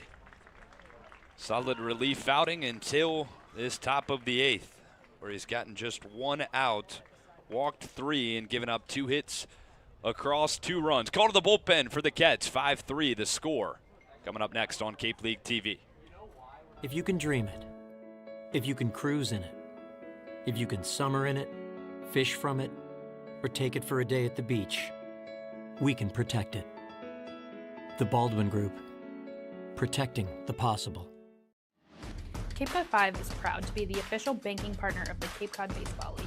Cape Cod 5 offers a broad range of financial products and services tailored for every stage in your financial journey. Reach out to us. We're here to help.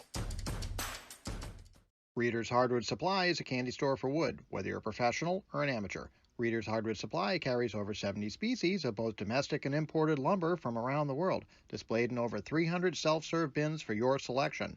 So for your next project, make it your masterpiece with stock from Reader's Hardwood Supply. The woods of the world are here at Reader's Hardwood Supply. If you're a Massachusetts resident and don't have a bachelor's, you could be attending 4Cs for free, all while preparing for careers that actually move you forward. Aviation maintenance, nursing, dental, funeral service, we've got it all.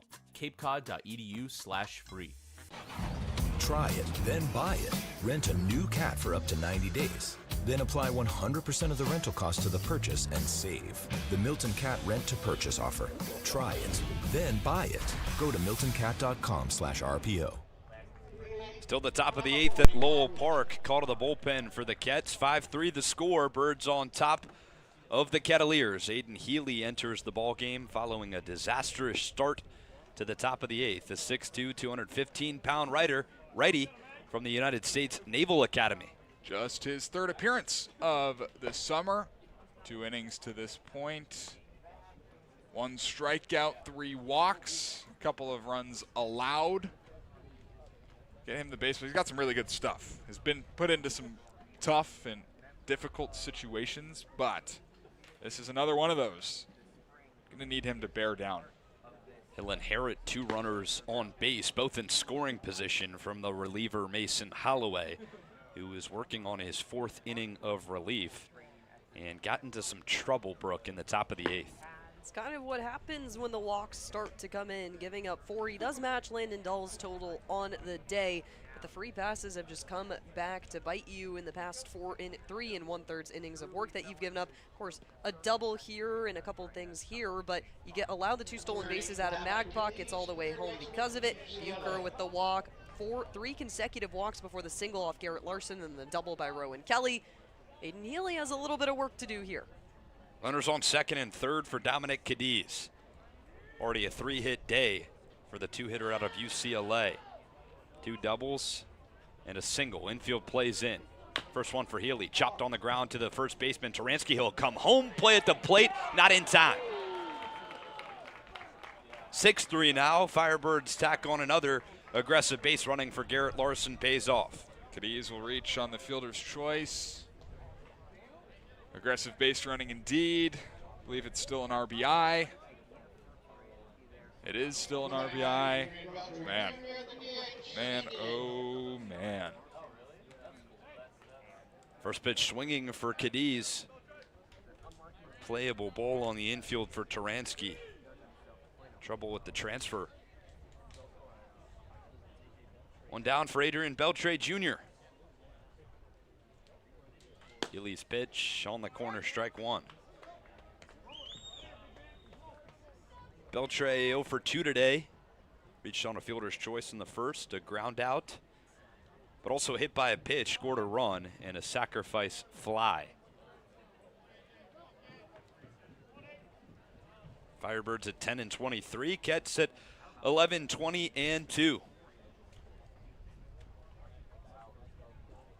Rain picks up a little more at Lowell Park. 0-1 from Healy. Outside and low.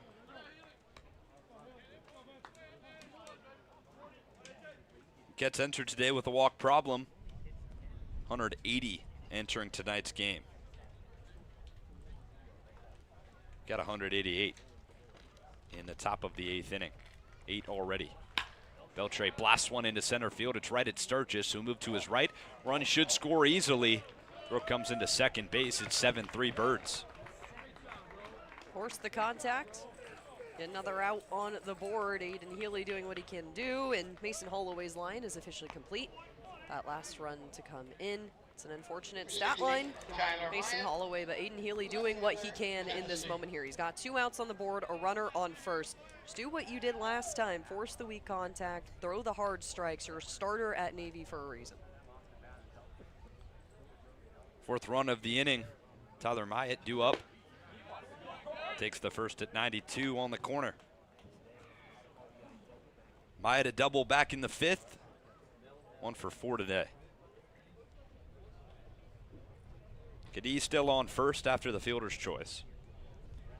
7-3 as this is fisted over the head of Moran into left. It dunks down for a hit.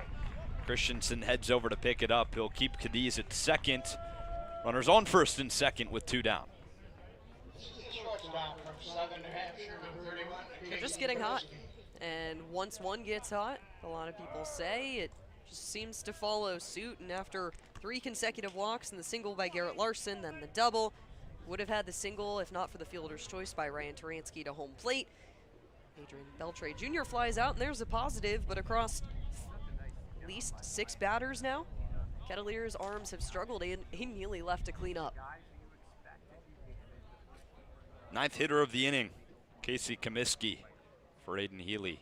Healy's pitch off the plate, ball 1.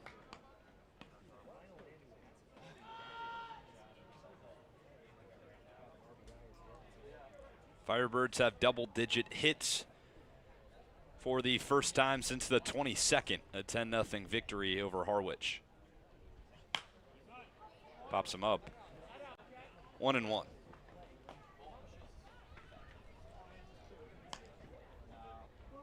Birds have blown this game open in the top of the 8th. 4 runs scored with darkness on the horizon.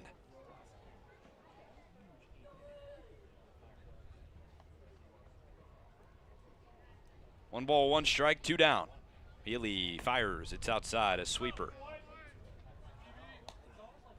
What a response for the Birds following a game yesterday where Coach Kelly Nicholson said, quote, "We were embarrassed." 12-4 loss to the Anglers for a big chance at the playoff spot. Bounce back today at Lowell Park. Their hopes of the playoffs aren't too far away. Tapper back off of Healy, the pitcher. He picks it up and works through the contact for the 3rd out of the inning. Damage is done. It's 3 hits, 4 runs, no errors, 2 left on base. 6-3 Birds, 7-3 Birds. We'll head to the bottom of the 8th on Cape League TV. If you can dream it, if you can cruise in it, if you can summer in it, fish from it, or take it for a day at the beach, we can protect it. The Baldwin Group, protecting the possible.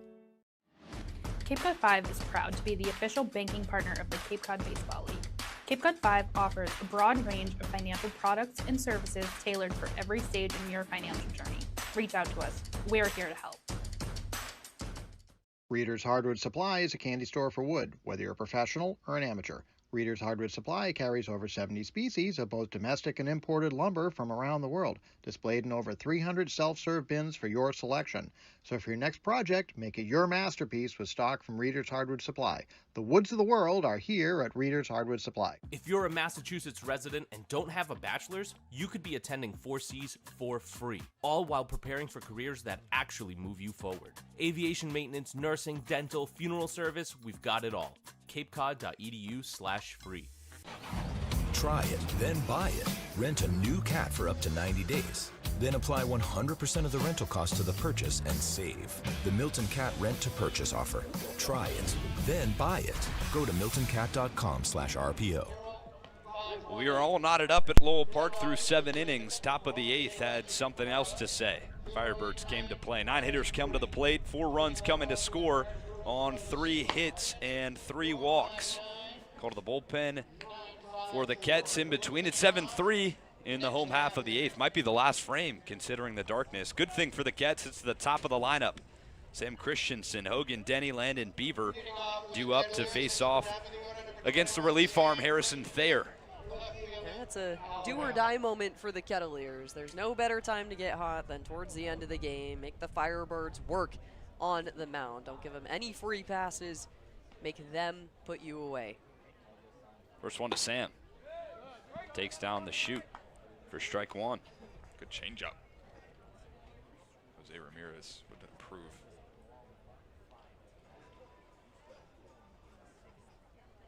The 0-1 to Sam. Oh, swings through one. 0-2. Oh. He's 1 for 3 today. A strikeout in the 3rd, a single in the 6th. That's 1 of 5 hits today for the Cats. They've also got 2 errors. Make that 7 in 2 games. Sam swings through a nice changeup, 84 miles per hour at the bottom of the zone. It's a 7-3 ball game. 1 out in the bottom of the 8th. First strikeout for a Firebird reliever. 9 in total after Andrew Cutler punched out 8 in 5 innings of work. That's another 3-pitch K. That's his 5th 3-pitch K. Then he takes a looper in the zone for strike 1. Tyler Harmony remains in the game. Dominic Cadiz goes to first base. Harmony moves in at 3rd. Then he fouls one off. 0-2, the chance for another 3-pitch strikeout for Thayer.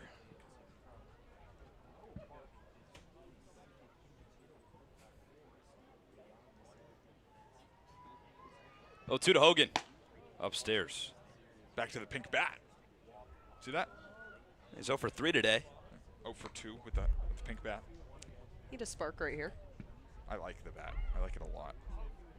Batting gloves, protective gear, pink. Denny lines one over the head of Magpok into right center field. The pink bat pays off. Denny's thinking about second. He'll head over to the second base bag. Play at the bag. Head first dad from Hogan. He's safe. 1 out double in the bottom of the 8th for Hogan Denny. His first hit of the day. Yeah, back-to-back days with a double for him. Nice swing. Getting aggressive.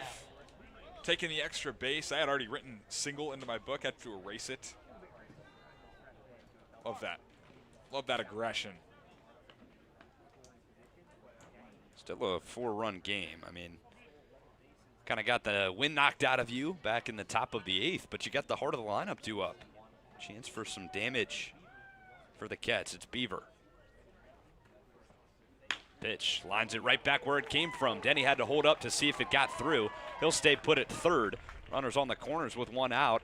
It's the 2nd hit of the day for Landon Beaver. He is on fire. On fire's right, and I think he stepped into that box with one mission. You don't need to be a hero right now. You just need to get yourself on base. It's a mentality you bring up to bat, and Landon Beaver does just that. Send it over the heads of the middle infielders, make them run for it. Hogan Denny's 90 feet away from scoring. And you bring up J.J. Moran, who had the 2 RBI double back in the 6th inning. He's getting hot. It's the perfect time to kick things off here. There with runners on the corners and 1 out. J.J. had a 2 RBI double in the 6th. Came around to score. His 8th RBI and 9th RBI of the year as he swings through the 1st. JJ an all-star this year. Beaver was as well.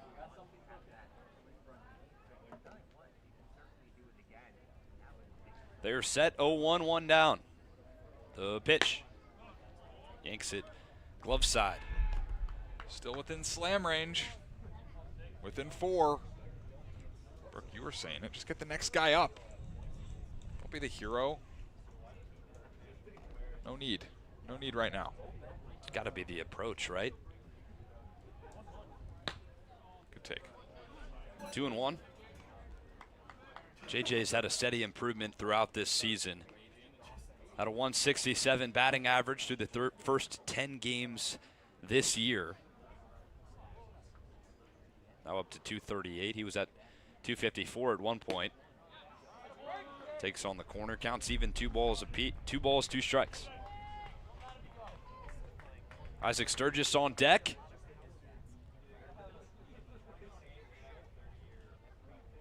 Denny at third, Beaver at first. 2-2 pitch.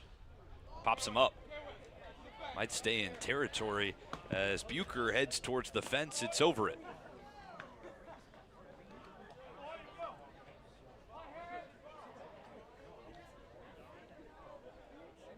Another chance for JJ.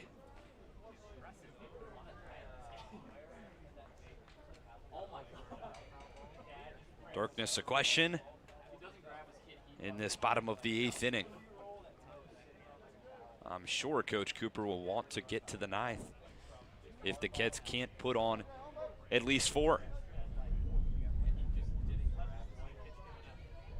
Moran lines one into center field. It's right at Kelly, but the run will come in to score. Denny tags up from third and touches home. Deficit cut to 3, 4-7. Orleans still on top. Great swing. That's 2 swings back to back from JJ. Back up the gut. Good barrel right at Rowan Kelly. Nothing's going to get past him. Second out of the inning, but a run scored. For Kelly Nicholson, he's seen enough of Harrison Thayer. Call to the bullpen for the Birds. 7-4. Kets dip into the lead of the Firebirds. Have the pitching change when we return on Cape League TV. Generac generator from Mercier delivers more than reliable backup power. It delivers peace of mind. Peace of mind that comes from knowing our expert technicians, knowledgeable staff, and emergency service team are here when you need us most. As one of New England's leading Generac generator dealers, RCA provides a 10-year warranty and regular maintenance services to ensure your home stays protected. RCA, powering your peace of mind.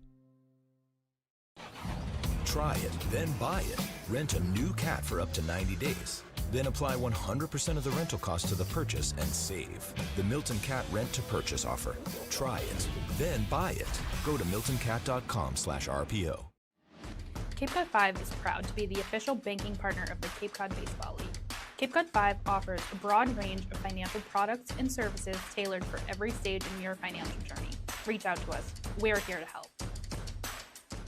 If you're a Massachusetts resident and don't have a bachelor's, you could be attending 4Cs for free, all while preparing for careers that actually move you forward. Aviation maintenance, nursing, dental, funeral service, we've got it all. capecod.edu/free. Keds crawl back on the lead of the Birds, and Kelly Nicholson calls to his bullpen. 6'2", 185-pound righty Drew Harrison, recently committed to Southern Miss. Yeah, he's someone that has had a little bit of debut time. 3 days into the season, he pitched at Harwich back on the 23rd, a 1-inning pitch, so a similar situation where you only need him for 3 outs, and he's got 2 on the board coming into this matchup. Tossed a strikeout overall. His ERA across 1 game, still sitting at 0. So he's someone that could come in clutch here, do as much as he can, and get things going. And yeah, you have to wonder if there's going to be a 9th inning at all, if he's going to make this quick. You've got Landon Beaver on first. Hogan Denny just brought in to score the 4th run of this game, so get the ball moving. It turns into a save opportunity for him too. 4-out save opportunity with the score 7-4. Runner on base. Anything within 3 is a save opportunity. So we'll have to get the final out of the 8th. Then who knows if we're playing baseball in the 9th. It's kind of a strategic play from the veteran manager, Kelly Nicholson. Absolutely. Calls to the bullpen, gives some more time to progress in this game. Got to warm up your pitcher, bring in the pitcher. That's a guy who's managed 24 seasons on the Cape. Sturgis with 2 down in the bottom of the 8th. Beaver off first. First one is crushed into left center field. Chasing over is Kelly. He drifts to his right and catches it for the 3rd out of the bottom of the 8th. Looks like we'll play baseball in the top of the ninth. 7-4 the score. Cats looking to hold the Birds when we come back.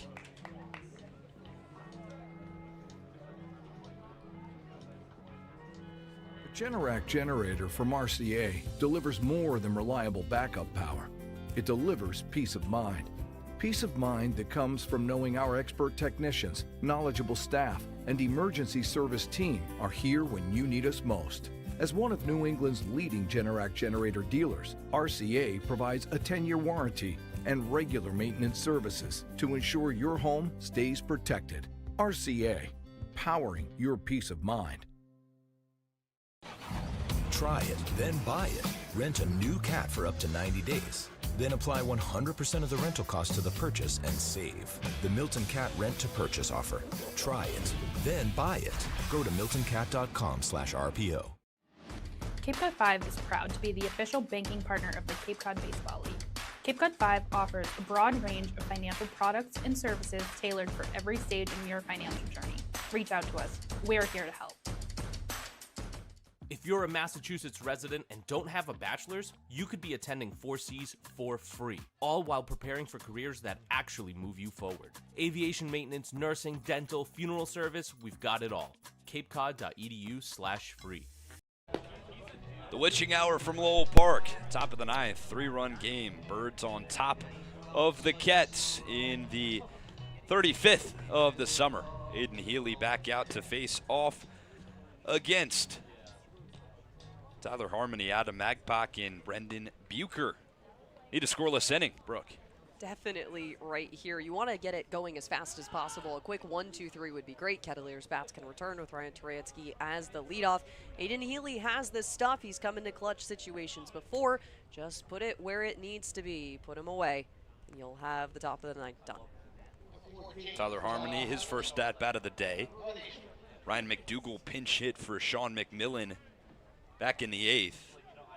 McDougall walked, and then Harmony pinch ran for McDougall. Was picked off of first. Now he'll have an AB. Facing off against Aiden Healy. Back out on the mound. His first start to the inning in relief. Came in a tough spot in the 8th. 2-0 to Harmony. Healy's got a great story out of the United States Naval Academy. A late season addition to bolster the bullpen of the Cats. As he finds a strike. For Healy, ramping up and entering the Cape was a different experience for most. He was at military training for the first half of the summer when the Cats were playing baseball. 2-2 count. He was stationed in Quantico, Virginia. Kind of my neck of the woods. Intensive Marine Corps training at the U.S. Marine Corps installation. 2-2 pitch. Outside. Count is full. But as a result of being at the military institution, not the normal baseball training for Aiden Healy. Not at all. Definitely probably more in shape than most of the guys on this team. Well, absolutely. That's one thing he said he did work on as he walks Harmony. He was working out, that's for sure, but just unable to throw a baseball like he normally does. Kind of ramped up in about a week and a half and headed to the Cape. Didn't want to turn down the opportunity.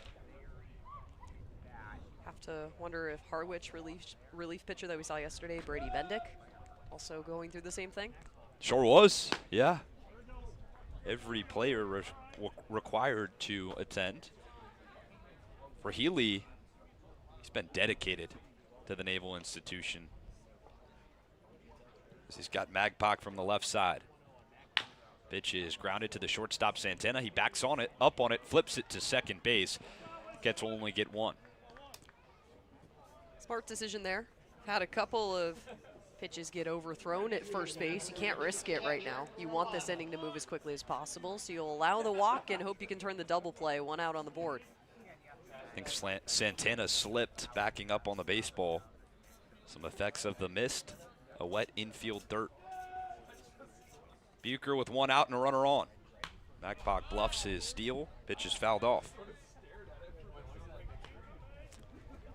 Batters 6 through 9 in this lineup have walked 8 times. By the way, just looking things over. 8 of the 9 walks have been issued to the 6 through 9 batters in the Orleans lineup. And 6 of the 9 hits as the runner takes off. Throw from Bellin, not in time. It is the 4th stolen base today for Adam Magpie. Only came into this game with 6. Caught once in the start of this game to make it 2 caught stealings on the season, and he's been lethal ever since. Mentioned the walks at the bottom of the lineup. The top of the lineup, 1 through 4, produced 6 hits. So there's your offense. Magpie takes off towards third. Bellin's throw, not in time again. What a day for Adam Magpie on the base pass. That's over half of his season high. Just in this game alone, that's 4 stolen bases on the day. Yeah, and that's 13 on the year now, including his time with Brewster. Infield playing in. 1 ball, 2 strikes. Healy's pitch. Fouls it off. That was loud. Loud ricochet off of the pitch clock behind home plate. Hey now. Bucher himself has walked 3 times today. It's kind of a microcosm of the Kets pitching staff today. He's only scored 1 time, but can't really write that in a good way. Free passes have been an issue. That's the way to put it. 7 walks yesterday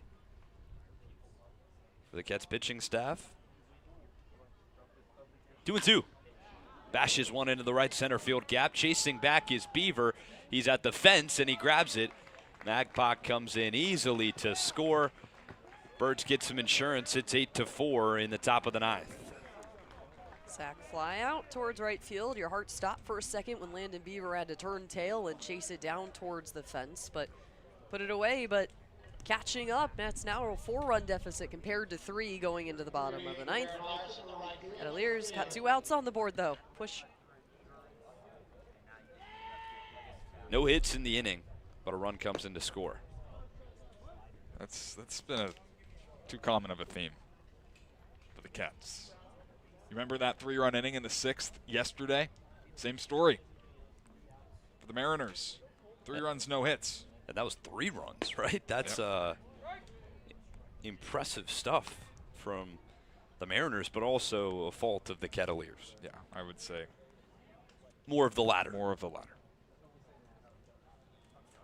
1-1 with 2 down. Birds have a 4-run lead after the sacrifice fly. Healy's pitch skips it in the dirt.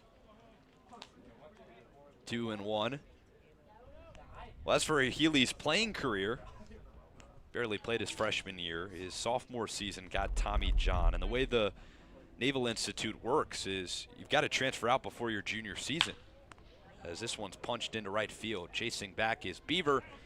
He's got it for the 3rd out of the inning. Not before the Birds tack on 1 insurance run on no hits. No errors. Nobody left on base. 8-4 the score. Bottom of the 9th. Cats need offense next on Cape League TV. The Generac generator from Mercier delivers more than reliable backup power. It delivers peace of mind. Peace of mind that comes from knowing our expert technicians, knowledgeable staff, and emergency service team are here when you need us most. As one of New England's leading Generac generator dealers, RCA provides a 10-year warranty and regular maintenance services to ensure your home stays protected. RCA, powering your peace of mind. Try it, then buy it. Rent a new cat for up to 90 days. Then apply 100% of the rental cost to the purchase and save. The Milton Cat Rent to Purchase offer. Try it, then buy it. Go to miltoncat.com/RPO. Cape Cod 5 is proud to be the official banking partner of the Cape Cod Baseball League. Cape Cod 5 offers a broad range of financial products and services tailored for every stage in your financial journey. Reach out to us. We're here to help. If you're a Massachusetts resident and don't have a bachelor's, you could be attending 4Cs for free, all while preparing for careers that actually move you forward. Aviation maintenance, nursing, dental, funeral service, we've got it all. capecod.edu/free.